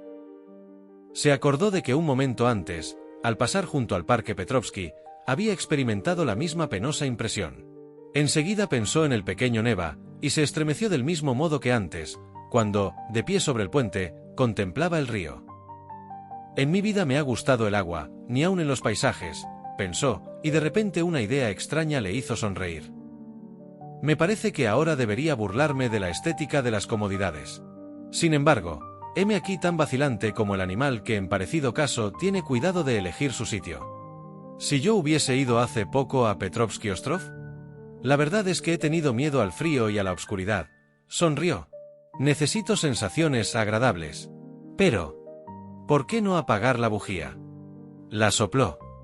Mis vecinos están acostados, añadió al no ver luz por la hendidura del tabique. Poco a poco se irguió ante su imaginación la figura de Dunia, y súbito temblor agitó sus nervios al recuerdo de la entrevista que pocas horas antes había tenido con la joven. No, no pensemos en esto. Cosa extraña, yo no he odiado jamás a nadie, jamás tampoco he experimentado vivos deseos de vengarme, esto es mal signo, mal signo. Jamás he sido tampoco ni pendenciero, ni violento, he aquí otro mal signo. Pero qué promesas he hecho hace poco. ¿Quién sabe a dónde habría llegado? Se calló y apretó los dientes. Su imaginación le mostró a Dunia tal como la había visto, cuando, después de haber dejado el revólver incapaz en adelante de resistencia, fijaba sobre él una mirada de espanto. Acordóse de la piedad que había sentido en aquel momento, y de lo oprimido que tenía el corazón. Vayan al diablo tales ideas. No pensemos más en tal cosa. Iba ya a adormecerse, su temblor febril había cesado. De pronto le pareció que por debajo de la colcha corría alguna cosa a lo largo del brazo y de la pierna. Se estremeció. ¡Caramba! Es sin duda un ratón. He dejado la carne sobre la mesa. Por temor al frío no quería destaparse ni levantarse, pero, de repente, un contacto desagradable le rozó el pie. Arrojó la colcha, encendió la vela, y temblando se incorporó en el lecho y no vio nada. Sacudió la colcha y saltó un ratón sobre la sábana. Trató enseguida de pillarlo, pero sin salir del lecho. El animalito describía zigzags rapidísimos y se deslizaba por entre los dedos que querían apresarlo. Finalmente, el ratón se metió debajo de la almohada. Svidrigailov arrojó al suelo la almohada, pero en el mismo instante sintió que alguna cosa había saltado sobre él y que se le paseaba sobre el cuerpo debajo de la camisa. Un temblor nervioso se apoderó de él y se despabiló. La obscuridad era completa en la habitación. Él seguía echado en la cama, envuelto en la colcha, el viento continuaba silbando en el exterior. «Esto es insoportable», se dijo con cólera. Se sentó en el borde del lecho, con la espalda vuelta hacia la ventana. «Más vale no dormir», se dijo. Por la reja entraba un aire húmedo y frío. Svidrigailov, sin moverse de su sitio, atrajo hacia sí la colcha y se envolvió en ella. No encendió la luz, no pensaba ni quería pensar en nada, pero sueños e ideas incoherentes atravesaban confuso su cerebro. Estaba como sumido en semisueño. ¿Era aquello efecto del frío, de las tinieblas, o del viento que agitaba los árboles? Lo cierto es que estos desvaríos tomaban un aspecto fantástico. Le parecía estar viendo un riente paisaje. Era el día de la Trinidad, y hacía un tiempo soberbio. En medio de floridos arriates aparecía una elegante quinta de gusto inglés, plantas trepadoras tapizaban el vestíbulo, a los lados de la escalera, cubierta de una rica alfombra se erguían dos jarrones chinescos que contenían flores exóticas. En las ventanas había vasos medio llenos de agua en que hundían sus tallos ramilletes de jacintos blancos, que se inclinaban esparciendo un perfume embriagador. Aquellos ramilletes atraían particularmente la atención de Svidrigailov, tanto que no hubiera querido alejarse de ellos. Sin embargo, subió la escalera y entró en una sala grande y alta. Allí, como en las ventanas, como cerca de la puerta que daba a la terraza, y en la terraza misma, había flores. Por todas partes flores. El pavimento estaba cubierto de hierbas recientemente segadas y que exhalaban suave olor. Por las ventanas abiertas penetraba en la habitación una brisa deliciosa, y los pájaros gorjeaban en los alféizares, pero en medio de la sala, sobre una mesa cubierta con un mantel de raso blanco, estaba colocado un féretro. Le rodeaban guirnaldas de flores, y el interior estaba forrado de seda de Nápoles y de encajes blancos. En aquel ataúd reposaba, sobre un lecho de flores, una jovencita vestida de blanco. Tenía los ojos cerrados, y cruzados sobre el pecho los brazos, que parecían los de una estatua de mármol. Sus cabellos, de color rubio claro, estaban despeinados y húmedos, ceñíale la cabeza una corona de rosas. El perfil severo y ya rígido del rostro parecía también de mármol. Pero la sonrisa de sus labios pálidos expresaba tan amarga tristeza, una desolación tan grande, que no parecía propia de su edad. Svidrigailov conocía a aquella jovencita. Cerca de su ataúd no había imágenes, ni cirios encendidos, ni oraciones. La difunta era una suicida. A los 14 años tenía el corazón herido por un ultraje que había destrozado su conciencia infantil, llenado su alma de una inmerecida vergüenza y arrancado de su pecho un grito supremo de desesperación, grito ahogado por los mugidos del viento en medio de una húmeda y fría noche de deshielo. Svidrigailov se levantó, dejó el lecho y se aproximó a la ventana. Después de haber buscado a tientas la falleba, abrió los cristales, exponiendo la cara y el cuerpo, apenas protegido por la camisa, al rigor del viento glacial que penetraba en la estrecha habitación. Bajo la ventana debía haber, en efecto, un jardín de recreo. Allí, sin duda, durante el día, se cantaban canciones y se servía té en mesitas, pero ahora todo estaba sumido en las tinieblas, y los objetos se ofrecían como manchas negras y apenas distintas. Durante 5 minutos, Svidrigailov, apoyado de codos en la ventana, trataba de horadar la obscuridad con la mirada. En el silencio de la noche retumbaron 2 cañonazos. «Es una señal. El Neva sube», pensó. «Esta madrugada los barrios bajos de la ciudad van a inundarse, las ratas se ahogarán en las cuevas. Los inquilinos de los pisos bajos, chorreando de agua y renegando, tratarán, en medio de la lluvia y del viento, de salvar sus cachivaches, transportándolos a los pisos superiores. ¿Pero qué hora es?». En el momento mismo que se hacía esta pregunta, un reloj vecino dio 3 campanadas. «Dentro de 1 hora será de día. ¿Para qué esperar? Voy a salir enseguida y a dirigirme a la isla Petrovsky». Cerró la ventana, encendió la vela y se vistió. Luego, con el candelero en la mano, salió de la habitación para ir a despertar al mozo, pagar la cuenta y dejar enseguida la posada. Es este el momento más favorable. No se puede esperar otro mejor. Anduvo mucho tiempo por el corredor largo y estrecho, y como no encontrara a nadie, se puso a llamar en alta voz. De repente, en un rincón sombrío, entre un armario viejo y una puerta, descubrió un objeto extraño, una cosa que parecía viviente. Inclinándose con la luz, reconoció que aquello era una niña de 5 años, temblaba y lloraba. Su ropita estaba empapada como una esponja. La presencia de Svidrigailov no pareció asustarla, pero fijó en él los ojos con expresión de insensata sorpresa. Sollozaba a intervalos como suelen hacerlo los niños que, después de haber estado llorando largo rato, comienzan a consolarse. Su rostro era pálido y demacrado, estaba transida de frío, mas ¿por qué casualidad se encontraba allí? Sin duda se había ocultado en aquel rincón y no había dormido en toda la noche. Svidrigailov se puso a interrogarla. Animándose de pronto la niña, comenzó, con voz infantil y tartajosa, un relato interminable, repitiendo a cada instante, «Mamá, jícara rota». Creyó comprender Svidrigailov que era aquella una niña poco amada. Su madre, probablemente una cocinera del hotel, se entregaba, sin duda, a la bebida. La niña había roto una jícara, y temiendo el castigo había huido la noche del día anterior, en medio de la lluvia. Después de haber estado mucho tiempo fuera, habría acabado por entrar furtivamente, ocultándose detrás del armario, pasando allí toda la noche, temblorosa, llorando, asustada de hallarse en la oscuridad, y más asustada aún ante el temor de que sería cruelmente maltratada, tanto por la jícara rota, como por la escapatoria. Svidrigailov la tomó en sus brazos, y habiéndola depositado en la cama se puso a desnudarla. La niña no llevaba medias y tenía agujereados los zapatos, tan húmedos como si hubiesen estado metidos toda la noche en un charco.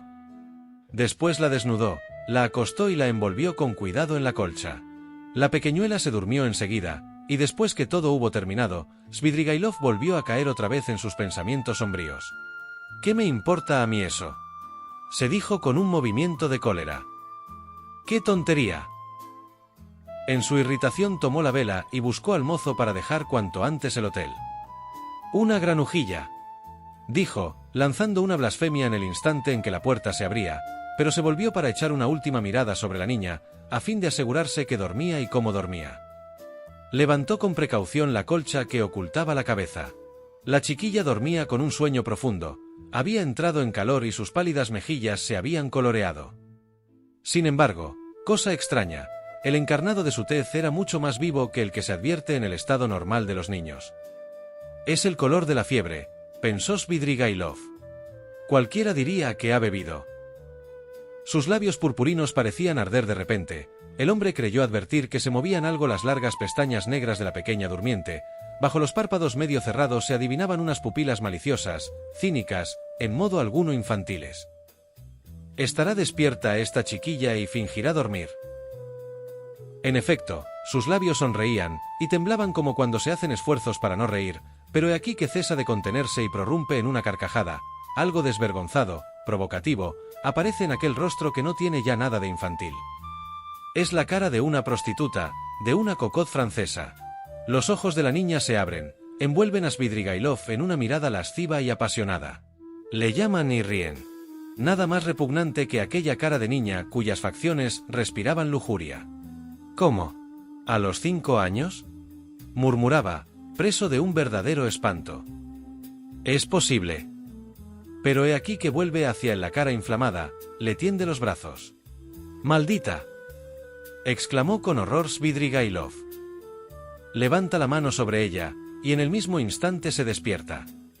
Se encontró acostado en la cama, envuelto en la manta, la vela no estaba encendida, amanecía.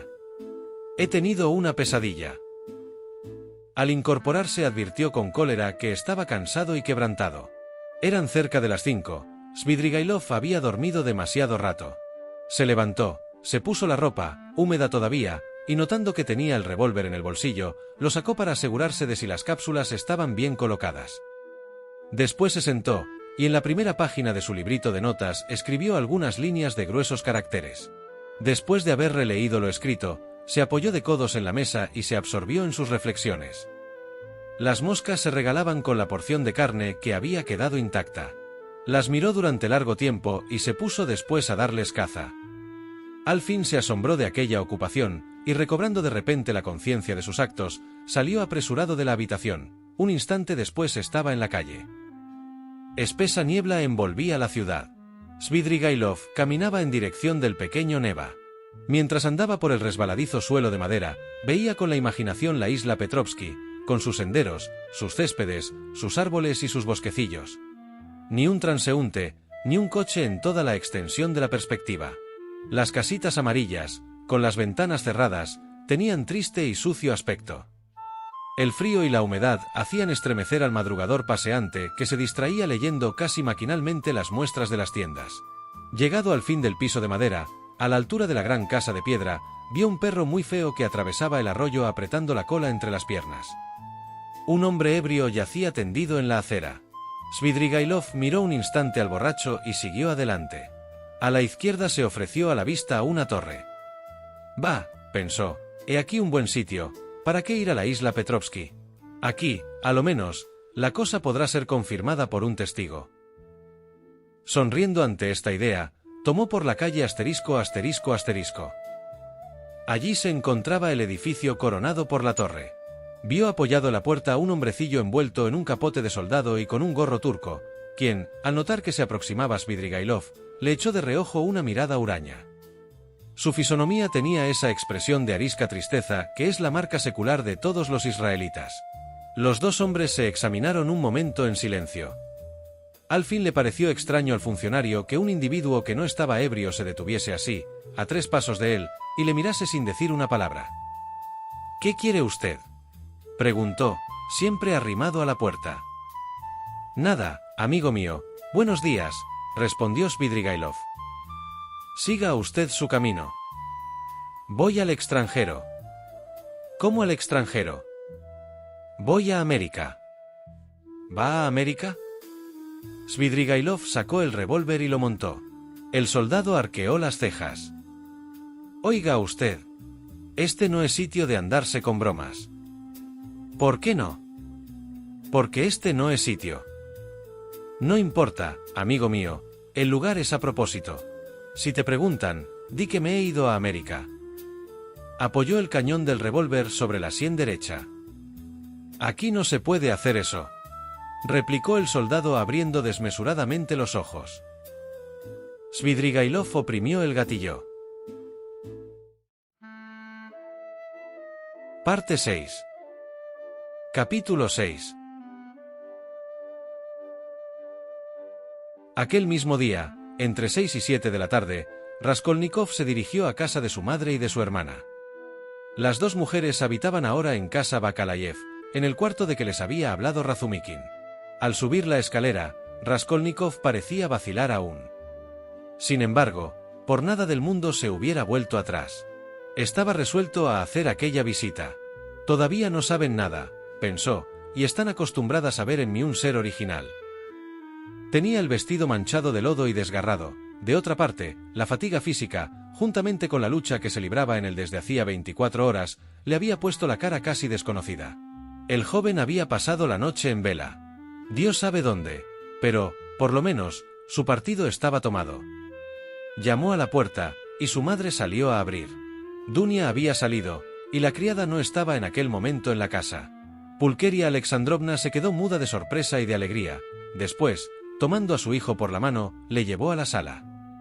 ¿Estás aquí?, dijo con voz temblorosa a causa de la emoción. No te incomodes, Rodia, porque te recibo llorando. Es la felicidad la que me hace verter lágrimas. ¿Crees que estoy triste?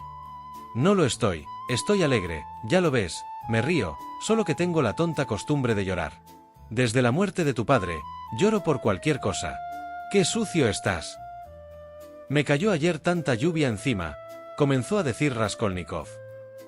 Deja eso, interrumpió vivamente Pulkeria Alexandrovna.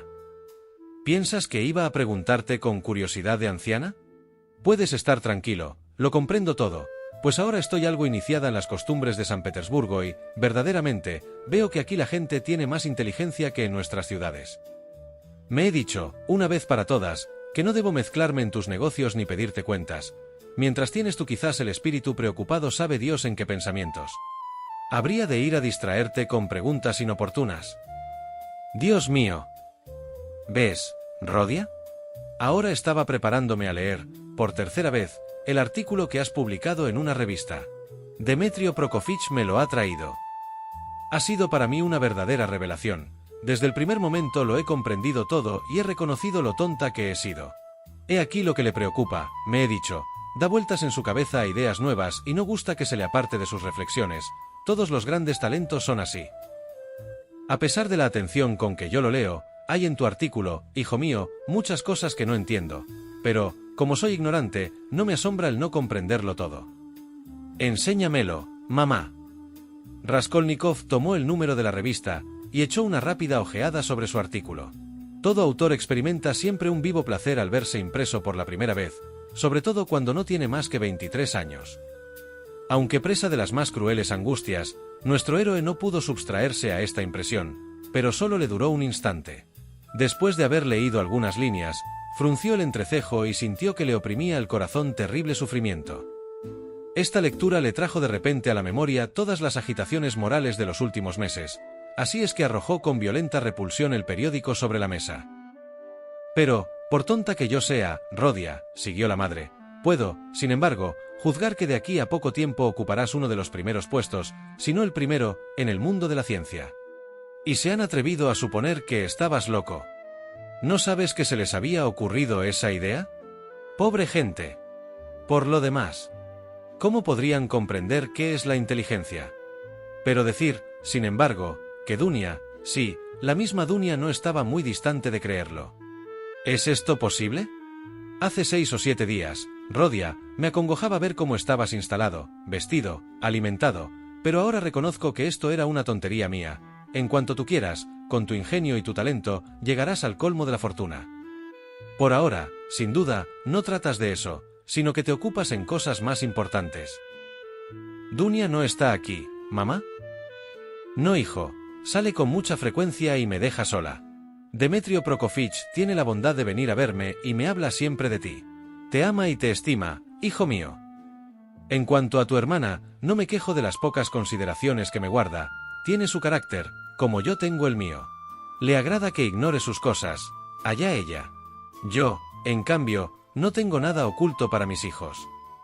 Persuadida estoy de que Dunia es muy inteligente y de que, además, nos tiene mucho cariño a ti y a mí, pero no sé en qué irá a parar todo eso. Siento que no pueda aprovecharse de la visita que me haces. Cuando vuelva le diré, durante tu ausencia ha venido tu hermano. ¿Dónde estabas tú en tanto? Tú, Rodia, no me mimes demasiado, ven aquí como puedas, sin desatender tus negocios, no eres libre, no te molestes, tendré paciencia, me contentaré con saber que me quieres. Leeré tus obras, oiré hablar de ti en todas partes, y de vez en cuando recibiré tu visita. ¿Qué más puedo desear? Ya veo que hoy has venido a consolar a tu madre. Pulqueria Alexandrovna se echó a llorar bruscamente. Otra vez. No me hagas caso, estoy loca. Dios mío. No pienso nada, gritó levantándose de pronto. Hay café, y no te he ofrecido una taza. ¿Ves qué grande es el egoísmo de los viejos? Voy enseguida. No vale la pena, mamá, voy a irme, no he venido para eso, escúchame, te lo suplico. Pulqueria Alexandrovna se aproximó tímidamente a su hijo. Mamá, ocurra lo que ocurra, oigas lo que oigas de mí. ¿Me amarás como ahora? Preguntó de repente. Estas palabras brotaron espontáneas del fondo de su corazón, aun antes que hubiera tenido tiempo de medir su alcance. Rodia, Rodia. ¿Qué tienes? ¿Cómo puedes hacerme esa pregunta? ¿Quién se atreverá jamás a hablarme mal de ti? Si alguien se permitiese semejante cosa, me negaría a oírle y le arrojaría de mi presencia. El objeto de mi visita era asegurarte que te he querido siempre, y ahora me alegro mucho de que estemos tú y yo solos, y aun de que no esté aquí Dunia, prosiguió con el mismo ímpetu. Quizás seas desgraciada, has de saber que tu hijo te ama ahora más que a sí mismo y que te equivocarías si pusieses en duda mi ternura. Jamás cesaré de quererte. Basta. He creído que debía, ante todo, darte esa seguridad. Pulqueria Alexandrovna besó a su hijo, le estrechó contra su pecho y lloró silenciosamente. No sé lo que te pasa, Rodia, dijo. Hasta ahora, yo había creído sencillamente que nuestra presencia te fastidiaba, mas en este momento me doy cuenta de que te amenaza una gran desgracia y que vives en la intranquilidad. Ya lo sospechaba, Rodia. Perdóname que te hable de esto, pienso en ello constantemente, hasta cuando duermo. La noche pasada, tu hermana deliraba y repetía constantemente tu nombre. He oído algunas palabras, pero no he entendido nada. Desde esta mañana hasta el momento de tu visita, he estado como el reo que espera la ejecución, tenía no sé qué presentimiento. Rodia, Rodia. ¿A dónde vas? Estás a punto de partir. ¿No es verdad? Sí es verdad. Lo había adivinado. Pero, si tienes que partir, yo puedo ir contigo. Dunia nos acompañará. Te quiere mucho. Si es menester, llevaremos también a Sofía Semenovna. Ya lo ves, estoy pronta a aceptarla por hija. Demetrio Prokofich nos ayudará en nuestros preparativos para el viaje. Pero, ¿a dónde vas? Adiós, mamá. ¿Cómo? ¿Hoy mismo? Exclamó, como si se tratase de una separación eterna. No puedo quedarme. Es absolutamente preciso que te deje. Y no puedo ir contigo. No puedes. Pero ponte de rodillas y ruega a Dios por mí, Dios oirá acaso tu plegaria. Ojalá me oiga. Te echaré mi bendición. Dios mío. Sí, estaba contento de que su hermana no asistiese a aquella entrevista. Para desahogar su ternura, tenía necesidad de estar a solas, y un testigo cualquiera, aunque hubiera sido Dunia, hubiese estorbado. Cayó a los pies de su madre y los besó. Pulqueria Alexandrovna y su hijo se abrazaron llorando. La madre no hizo ninguna pregunta, había comprendido que el joven atravesaba una crisis terrible y que su suerte iba a decidirse enseguida. Rodia, mi querido primogénito, dijo la madre sollozando. Hete ahora como eras en tu infancia, de ese modo venías a hacerme caricias y a darme besos. En otro tiempo, Cuando tu padre vivía, no teníamos, en medio de nuestra desgracia, otro consuelo que tu presencia, y después que hubo muerto, ¿cuántas veces tú y yo hemos llorado sobre su sepultura abrazados como ahora? Sí, si lloro desde hace tiempo, es porque mi corazón maternal tenía presentimientos siniestros. La tarde en que llegamos a San Petersburgo, desde nuestra primera entrevista, tu cara me lo ha revelado todo. Cuando te abrí la puerta pensé, al verte, que había llegado la hora fatal. ¿No te vas enseguida, Rodia? No me voy. ¿Volverás? Sí, volveré. Hijo, no te enojes, no me atrevo a preguntarte. ¿Te vas muy lejos? Muy lejos. ¿Tendrás allí un empleo, una posición? Tendré lo que Dios quiera, ruega solamente por mí. Raskolnikov iba a salir, pero su madre se agarró a él y le miró con expresión de desesperado dolor. «Basta, mamá», dijo el joven, que ante aquella angustia desgarradora sentía profundamente haber venido. ¿No partes para siempre? ¿No vas a ponerte en camino enseguida? ¿Vendrás mañana? Sí vendré, sí lo haré, adiós. Al fin logró escapar. La tarde era calurosa, aunque no sofocante. Por la mañana, el tiempo había aclarado. Raskolnikov volvió apresuradamente a su casa. Quería acabarlo todo antes de la puesta del sol. Por el momento, cualquier encuentro le hubiese sido muy desagradable. Al subir a su cuarto advirtió que Anastasia, ocupada en preparar el té, había dejado su tarea para mirarle con curiosidad. ¿Habrá alguien en mi cuarto? Y, a pesar suyo, pensó en el odioso Porfirio, pero, cuando abrió la puerta de la habitación, vio a Dunia. La joven, pensativa, estaba sentada en el sofá. Sin duda esperaba a su hermano hacía mucho tiempo. Raskolnikov se detuvo en el umbral. Dunia, estremecida, se levantó vivamente y le miró con fijeza. En los ojos de la joven se leía inmensa pesadumbre. Una sola mirada probó a Raskolnikov que la joven lo sabía todo. ¿Puedo acercarme a ti, o debo retirarme?, le preguntó con voz trémula.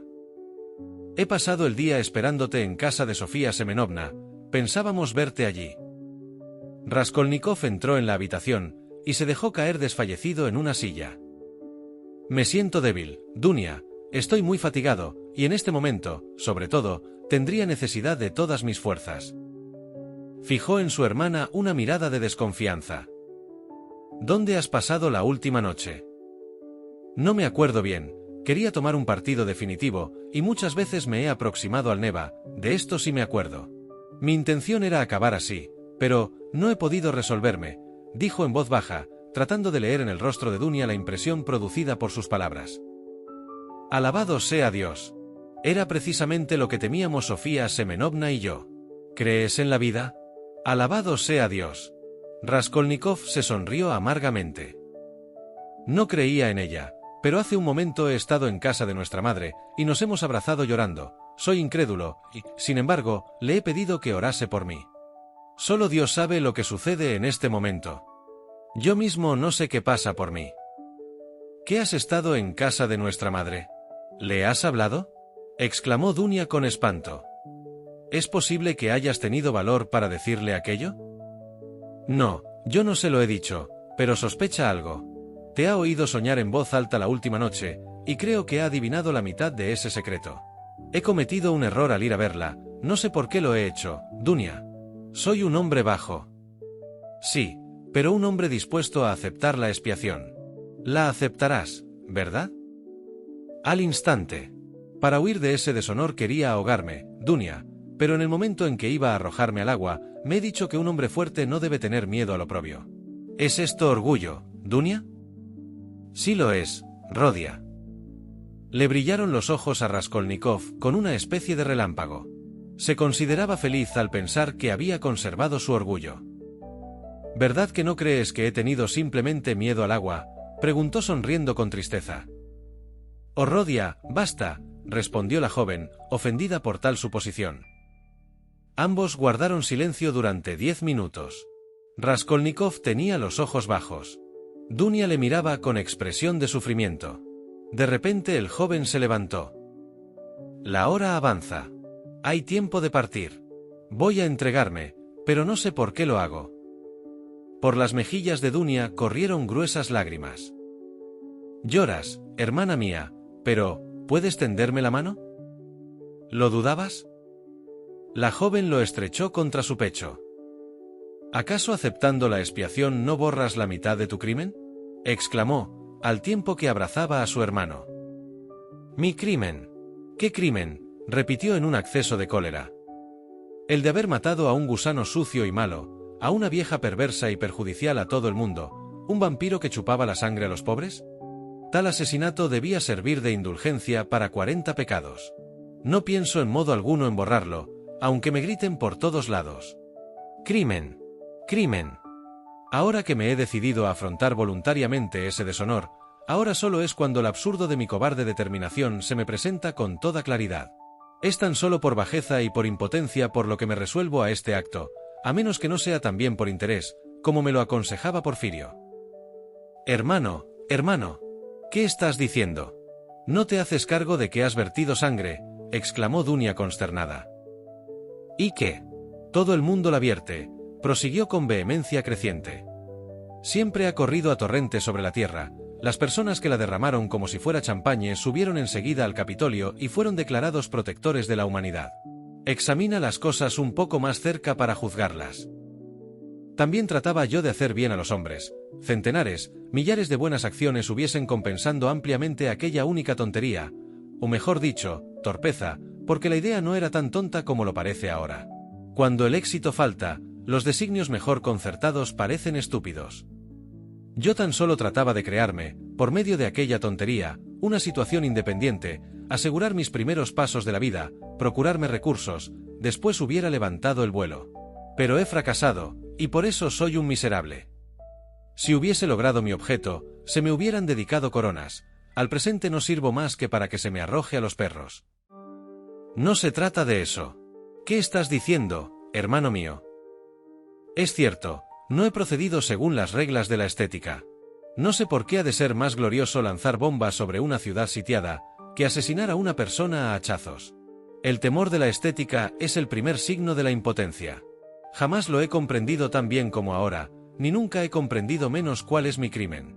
Nunca he sido más fuerte ni he estado más convencido que en este momento. Su pálido y demudado rostro se había de repente coloreado. Pero cuando acababa de proferir esta última exclamación, su mirada se encontró por casualidad con la de Dunia, y ésta le miraba con tanta tristeza, que su exaltación cayó de repente, no pudiendo menos de pensar que en rigor había hecho la desgracia de aquellas dos pobres mujeres. Dunia querida, si soy culpable, perdóname, aunque no merezca ningún perdón, si es que realmente soy culpable. Adiós, no disputemos, ya es tiempo de partir. No me sigas, te lo suplico, tengo aún una visita que hacer. Ve al instante a juntarte con nuestra madre, y no te separes de ella, te lo suplico. Es la última petición que te dirijo. Cuando me he separado de ella estaba muy inquieta, y temo que no pueda soportar su desventura, o morirá, o se volverá loca. Vela por ella. Razumikin no os abandonará, ya le he hablado. No llores por mí, aunque asesino, trataré de ser todavía valeroso y honrado. Quizás oigas hablar de mí alguna vez. No os deshonraré, ya verás, aún he de probar. Ahora, adiós, se apresuró a añadir, advirtiendo, mientras hacía sus promesas, una extraña expresión en los ojos de Dunia. ¿Por qué lloras de ese modo? No llores, no nos separaremos para siempre. Espera, me olvidaba. Tomó de la mesa un grueso libro cubierto de polvo. Lo abrió y sacó una miniatura, pintada en marfil. Era el retrato de la hija de su patrona, la joven a quien había amado. Durante un instante contempló aquel rostro expresivo y triste. Después besó el retrato y se lo dio a Dunia. Muchas veces he hablado de aquello con ella, dijo distraídamente. Hice depositario a su corazón del proyecto que debía tener tan lamentable resultado. No te alarmes, continuó, dirigiéndose a Dunia. Ella experimentó tanta repugnancia y tanto horror como tú, ahora me alegro de que haya muerto. Después, volviendo al objeto principal de sus preocupaciones, dijo: lo esencial ahora es saber si he calculado bien lo que voy a hacer, y si estoy pronto a aceptar todas las consecuencias. Se asegura que me es necesaria esta prueba. ¿Es cierto? ¿Qué fuerza moral habré adquirido cuando salga del presidio, quebrantado por 20 años de sufrimiento? ¿Valdrá entonces la pena de vivir? Y yo he consentido en sobrellevar el peso de semejante existencia. Esta mañana, al irme a arrojar al Neva, he comprendido que era un cobarde. Al cabo salieron ambos. Durante esta penosa entrevista Dunia había estado sostenida solamente por el amor de su hermano. Se separaron en la calle. Después de haber marchado unos cuantos pasos, la joven se volvió para ver por última vez a Raskolnikov. Cuando hubo llegado a la esquina, el joven se volvió también, pero advirtiendo Raskolnikov que la mirada de su hermana estaba fija en él, hizo un gesto de impaciencia, y aún de cólera, invitándola a que continuase el camino. Enseguida dio vuelta a la esquina. Parte 6. Capítulo 7. Comenzaba a caer la noche cuando llegaba a casa de Sonia. Durante la mañana y la tarde, la joven le había esperado con ansiedad. Por la mañana había recibido la visita de Dunia. Esta fue a primera hora, habiendo sabido la víspera por Svidrigailov que Sofía Semenovna lo sabía todo. No recordaremos minuciosamente la conversación de las dos mujeres, limitémonos a decir que lloraron juntas y se hicieron muy amigas. De esta entrevista sacó Dunia, por lo menos, el consuelo de pensar que no estaría solo su hermano. Era Sonia la primera que había recibido su confesión, a ella se había dirigido cuando sintió la necesidad de confiarse a un ser humano, y ella le acompañaría a donde quiera que se le enviase. Sin haber hecho preguntas acerca de tales propósitos, Advocia Romanovna estaba segura de ello. Consideraba a Sonia con una especie de veneración que dejaba a la pobre muchacha toda confusa, porque se creía indigna de levantar los ojos hasta Dunia. Después de su visita a casa de Raskolnikov, la imagen de la encantadora joven, que la había saludado tan graciosamente aquel día, quedó grabada en su alma como una visión nueva, dulcísima, la más bella de su vida. Al fin, Dunia se decidió a ir a esperar a su hermano en el domicilio de este último, pensando que Raskolnikov no podría menos de pasar por allí. En cuanto Sonia se quedó sola, el pensamiento del suicidio probable de Raskolnikov le quitó todo reposo. Este era también el temor de Dunia, pero al hablar las dos jóvenes se habían dado la una a la otra todo género de razones para tranquilizarse, y lo habían, en parte, conseguido. Cuando se separaron, volvió la inquietud a apoderarse de cada una de ellas. Sonia se acordó de que Svidrigailov le había dicho: Raskolnikov solo tiene la elección entre dos alternativas, o ir a Siberia, o... Además, conocía el orgullo del joven y su carencia de sentimientos religiosos. ¿Es posible que se resigne a vivir solamente por pusilanimidad, por temor a la muerte? Pensaba con desesperación. No dudaba ya que el desgraciado hubiese puesto fin a sus días, cuando Raskolnikov entró en su cuarto. La joven dejó escapar un grito de alegría, pero, cuando hubo observado atentamente el rostro de Raskolnikov, palideció de pronto. «Vamos, sí», dijo riendo Raskolnikov. «Vengo a buscar tus cruces, Sonia. Tú has sido quien me ha impulsado a ir a entregarme, ahora que voy a hacerlo». «¿De qué tienes miedo?». Sonia le miró con asombro. Aquel tono le parecía extraño. Todo su cuerpo se estremeció, pero al cabo de un minuto comprendió que aquella alegría era fingida. Conforme la estaba hablando, Raskolnikov miraba a un rincón, y parecía tener miedo de fijar los ojos en ella. «Ya lo ves, Sonia, he pensado que eso es lo mejor. Hay una circunstancia, pero esto sería largo de contar, y no tengo tiempo. ¿Sabes lo que me irrita? Me pone furioso pensar que en un instante me van a rodear todos esos brutos, que todos me asestarán sus miradas, me dirigirán estúpidas preguntas, a las cuales tendré que responder, me señalarán con el dedo. No iré a casa de Porfirio, no puedo aguantar a ese hombre. Prefiero ir a buscar a mi amigo Pólvora. Lo que va a sorprenderse puedo contar de antemano con un excelente éxito de asombro. Pero me convendría tener más sangre fría. En este último tiempo me he hecho muy irritable. ¿Lo creerás? Hace un momento ha faltado muy poco para que amenazase con el puño a mi hermana, porque se había vuelto para verme por última vez. Ya ves lo bajo que he caído. Bueno, ¿dónde están las cruces? El joven no parecía que se hallase en su estado normal. Ni podía permanecer un minuto en su puesto, ni fijar sus pensamientos en un objeto. Sus ideas se sucedían sin transición, por mejor decir, deliraba. Le temblaban ligeramente las manos. Sonia guardaba silencio. Sacó de una caja de cruces una de madera de ciprés y otra de cobre, después se santiguó, y luego de repetir la misma ceremonia en la persona de Raskolnikov, le puso al cuello la cruz de ciprés. ¿Es esta una manera de expresar que yo cargo con la cruz? Como si empezase a sufrir ahora.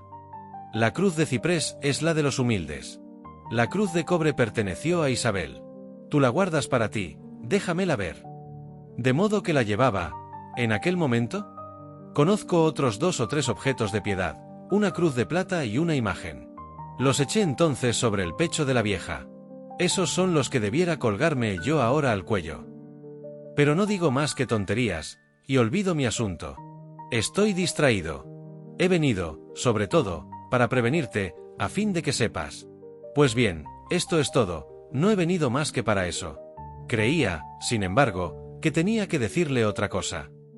Vamos a ver, tú misma me has exigido que dé este paso. Voy a entregarme, y tu deseo será satisfecho. ¿Por qué lloras entonces? Tú también. Basta, basta. Qué penoso me es todo esto. Al ver llorar a Sonia, se angustió el corazón del joven. ¿Qué soy yo para ella? Pensaba. ¿Por qué se interesa por mí tanto como podría interesarse mi madre o Dunia? Haz la señal de la cruz. Di una oración, suplicó con voz temblorosa la joven. Sea. Rezaré cuanto quieras y de buena voluntad, Sonia, de buena voluntad. Él hizo muchos signos de cruz. Ella se puso a la cabeza un pañuelo verde, el mismo, probablemente, de que Marmeladov había hablado en la taberna, y que servía entonces para toda la familia. Tal pensamiento cruzó por la mente de Raskolnikov, pero se abstuvo de preguntar nada a este propósito. Comenzaba a advertir que tenía distracciones continuas, y que estaba extremadamente turbado. Esto le inquietaba. De repente advirtió que Sonia se preparaba a salir con él. ¿Qué haces? ¿A dónde vas? Quédate, quédate, exclamó con risa irritada y se dirigió a la puerta. ¿Qué necesidad tengo de ir allí con acompañamiento? Sonia no insistió. Él, ni siquiera le dijo adiós, se había olvidado de ella, le preocupaba tan solo una idea. ¿Realmente, está ya hecho todo?, se preguntaba al bajar la escalera. No habrá medio de volverse atrás, de arreglarlo todo, y de no ir allí. Sin embargo, siguió su camino, comprendiendo súbitamente que había pasado la hora de las vacilaciones. En la calle se acordó de que no había dicho adiós a Sonia, que se había detenido en medio de la sala, y de que una orden suya la había como clavado en el suelo. Se planteó entonces otra cuestión, que desde hacía algunos minutos flotaba en su espíritu sin formularse con claridad. ¿Por qué le he hecho yo esta visita? Le he dicho que venía para un asunto. ¿Qué asunto? Ninguno tenía con ella. ¿Para decirle que iba allí? Vaya una necesidad. ¿Para decirle que la amo? Si acabo de rechazarla como a un perro. En cuanto a su cruz, ¿qué necesidad tenía yo de ella? ¿Qué bajo he caído?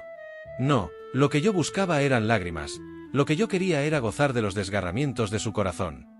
¿Acaso he buscado, yendo a verla, ganar tiempo, retardar un momento el instante fatal? Y me he atrevido a soñar con altos destinos. Y me he creído llamado a hacer grandes cosas. Yo, tan vil, tan miserable, tan cobarde. Caminaba a lo largo del muelle, y no tenía que ir más lejos, pero cuando llegó al puente suspendió un instante su marcha, y se dirigió después bruscamente hacia el mercado de Leno. Sus miradas se fijaban con avidez en la derecha y en la izquierda. Se esforzaba en examinar cada objeto que encontraba, y en nada podía concentrar su atención. Dentro de 8 días, dentro de un mes, volveré a pasar por este puente, un coche celular me llevará yo no sé dónde. ¿Con qué ojos contemplaré este canal? ¿Me fijaré entonces en esa muestra? Ahí está escrita la palabra compañía. ¿La leeré yo entonces como la leo ahora? ¿Cuáles serán mis sensaciones y mis pensamientos? Dios mío, qué mezquinas son todas estas preocupaciones. Sin duda es curioso esto en su género. Soltó una carcajada. ¿De qué cosas me preocupo? Hago como los niños, me engaño a mí mismo, porque, en efecto, debería sonrojarme de mis pensamientos. ¡Qué barullo! Ese hombretón, un alemán, según todas las apariencias, que acaba de empujarme, ¿sabe a quién ha dado con el codo? Esa mujer, que lleva un niño en la mano y que pide limosna, me cree, quizá, más feliz que ella. Casualmente llevo 5 kopecks en el bolsillo. Tómalos, Matuchka. Dios te lo pague, dijo la mendiga con tono plañidero. El mercado de Leno estaba lleno de gente. Esta circunstancia desagradó mucho a Raskolnikov. Sin embargo, se dirigió al sitio en que la multitud era más compacta. Hubiera comprado la soledad a cualquier precio, pero se daba cuenta de que no podría gozar de ella ni un solo instante. Al llegar en medio de la plaza, el joven se acordó de repente de las palabras de Sonia. Ve a la encrucijada, besa la tierra que has manchado con tu delito, y di en voz alta a la faz del mundo: soy un asesino. Al recordarlo, todo su cuerpo se estremeció. Las angustias de los días anteriores de tal modo habían desecado su alma, que se consideró feliz al encontrarla accesible a una sensación nueva, y se abandonó por completo a ella. Se apoderó de él un enternecimiento dulcísimo y se le llenaron los ojos de lágrimas. Se puso de rodillas en medio de la plaza, se inclinó hasta el suelo, y besó con alegría la tierra fangosa.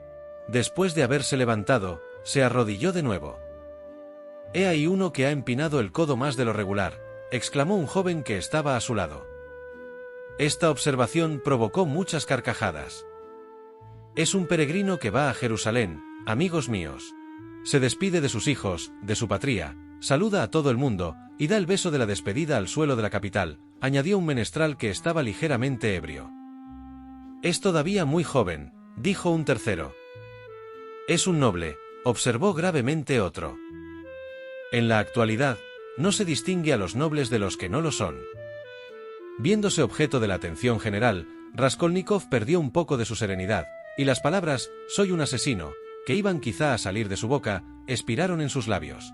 Las exclamaciones y los gestos de la multitud le dejaron, por otra parte, indiferente, y con mucha calma se encaminó a la comisaría de policía. Conforme iba andando, una sola visión atrajo sus miradas. Por lo demás, había esperado encontrarla en la calle, y no se asombró. En el momento en que acababa de prosternarse en el mercado de Leno por segunda vez, vio a Sonia a una distancia de 50 pasos. La joven trató de subtraerse a las miradas de Raskolnikov, ocultándose detrás de una de las barracas de madera que se encuentran en la plaza. Así le acompañaba cuando él subía este calvario. Desde aquel instante, Raskolnikov adquirió la convicción de que Sonia era suya para siempre, y de que le seguiría a todas partes, aunque su destino hubiera de conducirle al fin del mundo. Llegó finalmente al sitio fatal. Entró en el zaguán con paso bastante firme. La oficina de policía estaba situada en el tercer piso. «Antes que llegue arriba tengo tiempo de volverme», pensaba el joven. En tanto que nada había confesado, se complacía en pensar en que podía cambiar de resolución. Como en su primera visita, encontró la escalera cubierta de suciedad, impregnada de las exhalaciones que vomitaban las cocinas, abiertas sobre cada descansillo. Mientras subía, se le doblaban las piernas, y tuvo que detenerse un instante para tomar aliento, recobrarse un poco y preparar su entrada. «Pero, ¿a qué viene eso? ¿Para qué?», se preguntó de repente. «Puesto que hay que apurar el vaso, poco importa cómo he de beberlo. Más valdrá cuanto más amargo sea». Después se ofrecieron a su espíritu las imágenes de Ilia Petrovich y del oficial Pólvora. ¿Por qué voy a él? ¿No podría dirigirme a otro? ¿A Nikodim Fomich, por ejemplo? ¿No sería mejor ir a buscar al comisario a su domicilio particular y contárselo todo en una conversación privada? No, hablaré a Pólvora, y esto se acabará más pronto. Con el rostro inundado de frío sudor y casi sin darse cuenta de lo que hacía, Raskolnikov abrió la puerta de la comisaría. Esta vez no vio en la antesala más que a un dvornik y a un hombre del pueblo. El joven pasó a la otra habitación, donde trabajaban dos escribientes. Zametov no estaba allí, ni Nikodim Fomich tampoco. «No hay nadie», dijo Raskolnikov, dirigiéndose a uno de los empleados. «¿Por quién pregunta usted?». Al oír sus palabras, sin ver su rostro, he adivinado la presencia de un ruso, como se dice en no sé qué cuento. «Mis respetos», gritó bruscamente una voz conocida. Raskolnikov tembló. Pólvora estaba delante de él, acababa de salir de una tercera habitación. «El destino lo ha querido», pensó el joven. «¿Usted por aquí? ¿Con qué motivo?», exclamó Ilia Petrovich, que parecía de muy buen humor y muy animado. «Si ha venido por algún asunto, es aún demasiado pronto. Por una casualidad me encuentro aquí yo. ¿En qué puedo?». «Confieso que no le». ¿Cómo es su nombre?». «Perdóneme usted». «Raskolnikov». «Claro, Raskolnikov». ¿Ha podido usted creer que le había olvidado? Le suplico que no me crea tan. Rodion Radionich, ¿no es eso? Rodion Romanovich. Claro, Rodion Romanovich, lo tenía en la punta de la lengua. Confieso a usted que siento sinceramente la manera que tuvimos de portarnos con usted hace tiempo. Después me lo explicaron todo y he sabido que era usted un escritor, un sabio. He tenido también noticia de que empezaba usted la carrera de las letras. Dios mío, ¿cuál es el literato? ¿Cuál es el sabio que en sus comienzos no ha hecho más o menos la vida de bohemio? Tanto mi mujer como yo estimamos la literatura. En mi mujer es una pasión. Es loca por las letras y las artes. Excepto el nacimiento, todo lo demás puede adquirirse por el talento, el saber, la inteligencia, el genio. Un sombrero, por ejemplo, ¿qué significa? Un sombrero lo puedo comprar en casa de Zimmermann, pero lo que abriga el sombrero, eso no puedo comprarlo. Confieso que quería ir a casa de usted a darle explicaciones, pero he pensado que quizá usted. De todos modos, con estas charlas no le he preguntado el objeto de su visita. ¿Parece que la familia de usted está ahora en San Petersburgo? Sí, mi madre y mi hermana. He tenido el honor y el placer de encontrar a su hermana de usted. Es una persona tan encantadora como distinguida. Verdaderamente deploro con toda mi alma el altercado que tuvimos aquel día. En cuanto a las conjeturas fundadas en el desmayo de usted, se ha reconocido su falsedad. Comprendo la indignación de usted. Ahora que su familia vive en San Petersburgo, ¿va usted, acaso, a cambiar de domicilio? No por el momento. Había venido a preguntar. Creí encontrar aquí a Zametov. Es verdad. Usted es amigo suyo, lo he oído decir. Pues bien, Zametov no está ya con nosotros. Sí, lo hemos perdido, nos ha dejado ayer, y antes de su partida ha habido entre él y nosotros un fuerte altercado. Es un galopín sin consistencia, nada más. Había hecho concebir algunas esperanzas, pero ha tenido la desgracia de frecuentar el trato de nuestra brillante juventud, y se le ha metido en la cabeza sufrir exámenes, para poder darse tono y echárselas de sabio. Hay que advertir que Zametov no tiene nada de común con usted y con el señor Razumikin. Ustedes han abrazado la carrera de la ciencia, y los reveses de la fortuna no les arredran. Para ustedes los atractivos de la vida no valen nada, hacen la existencia austera, ascética, monacal, del hombre de estudio. Un libro, una pluma detrás de la oreja, una investigación científica, son cosas que bastan para la felicidad de ustedes. Yo mismo, hasta cierto punto. ¿Ha leído usted la correspondencia de Livingstone? No lo he leído. Yo sí la he leído.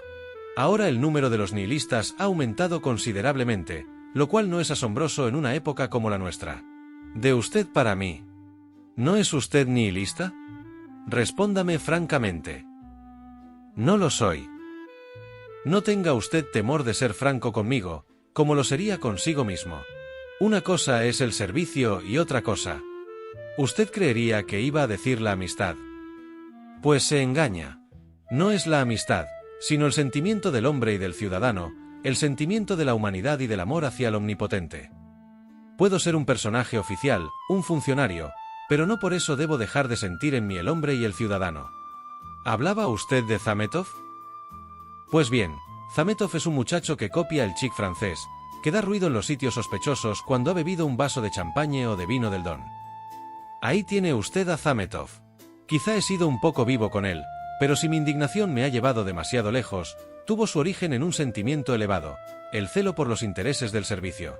Por otra parte, yo poseo un cargo, una posición, cierta importancia social, soy casado y padre de familia, y lleno mi deber de hombre y de ciudadano, en tanto que él.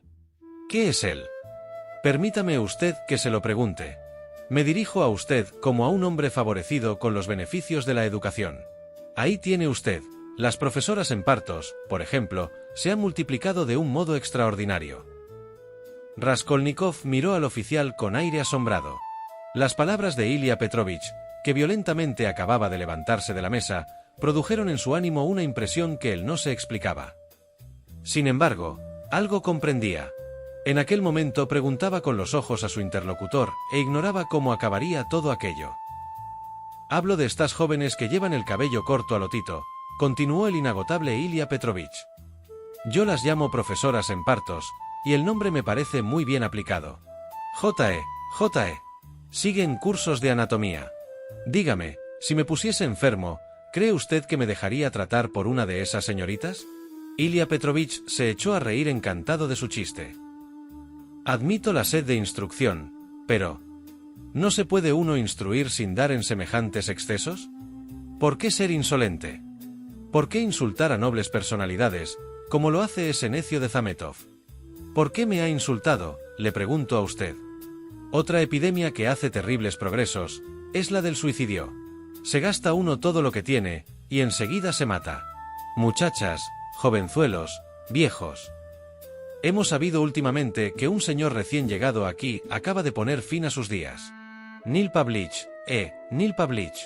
¿Cómo se llama el caballero que se ha matado esta mañana en la Petersburgskeria? Svidrigailov, dijo uno que se encontraba en la habitación inmediata. Raskolnikov tembló. Svidrigailov se ha levantado la tapa de los sesos. ¿Cómo? ¿Usted conocía a Svidrigailov? Sí, en efecto, había venido hace poco. Acababa de perder a su esposa, era un libertino. Se ha pegado el tiro en condiciones muy escandalosas. Han encontrado sobre su cadáver un librito de notas en que estaban escritas estas palabras: muero en posesión de mis facultades, que no se acuse a nadie de mi muerte. Este hombre tenía, según se dice, dinero. ¿De qué le conocía usted? Yo. Había sido mi hermana institutriz en su casa. Entonces puede usted dar noticias acerca de él. ¿No tenía usted sospechas de su proyecto? Le vi ayer. Le encontré bebiendo vino. Nada sospeché. A Raskolnikov le parecía que tenía una montaña sobre el pecho. ¿Qué es eso? Se pone usted pálido. Está tan cargada la atmósfera de esta habitación. Sí, ya es tiempo de que me vaya, balbuceó el joven. Perdóneme usted si le he molestado. Nada de eso. Aquí estamos siempre a su disposición. Me ha causado gran placer y me complazco en declararlo. Al pronunciar estas palabras, Ilia Petrovich tendió la mano al joven. Quería solamente. Tenía un asunto que tratar con Zametov. Comprendo. Tanto gusto en haberle visto. También yo lo he tenido. Hasta la vista, dijo Raskolnikov sonriendo. Salió tambaleándose. Le daba vueltas la cabeza. Apenas podía tenerse en pie, y al bajar la escalera, le fue forzoso apoyarse en la pared para no caerse. Le pareció que un dvornik, que se dirigía al despacho de policía, tropezaba con él al pasar, que un perro ladraba en una habitación del primer piso, y que una mujer gritaba para hacer callar al animal. Llegado al pie de la escalera, entró en el patio. Erguida, no lejos de la puerta, Sonia, pálida como la muerte, le miraba con asombro. Se detuvo frente a ella. La joven se retorcía las manos. Su fisonomía expresaba la más terrible desesperación. Al verla, Raskolnikov sonrió, pero ¿con qué sonrisa? Un instante después volvía a entrar en la oficina de policía. Ilia Petrovich estaba hojeando unos papeles. Delante de él se hallaba el mismo mujik que un momento antes había tropezado con Raskolnikov en la escalera. ¿Usted aquí otra vez? ¿Se le ha olvidado algo? ¿Qué le pasa? Con los labios descoloridos, fija la mirada, Raskolnikov avanzó lentamente hacia Ilia Petrovich, y apoyándose con la mano en la mesa ante la cual estaba sentado el oficial de policía, quiso hablar, pero no pudo pronunciar más que sonidos ininteligibles. ¿Está usted enfermo? Una silla. Aquí está. Siéntese usted. Agua. Raskolnikov se dejó caer en el asiento que se le ofrecía, pero sus ojos no se apartaban de Ilia Petrovich, cuyo semblante expresaba una sorpresa muy desagradable. Durante un minuto ambos se miraron en silencio. Trajeron agua. Yo soy, empezó a decir Raskolnikov. Beba usted. El joven rechazó con un ademán el vaso que le presentaban, y en voz baja pero clara, hizo, interrumpiéndose muchas veces, la siguiente declaración. Yo soy quien asesinó a hachazos, para robarlas, a la vieja prestamista y a su hermana Isabel. Ilia Petrovich llamó, acudieron de todas partes. Raskolnikov repitió su confesión. El peso de la culpa ha llevado a Raskolnikov al límite, y la resolución de la historia está cerca. En el próximo y último vídeo, seremos testigos del camino hacia la redención y el desenlace de esta obra maestra. Los invito a suscribirse, dejar sus comentarios y compartir sus impresiones sobre esta obra maestra. No se pierdan el último capítulo de esta apasionante historia. ¡Hasta pronto!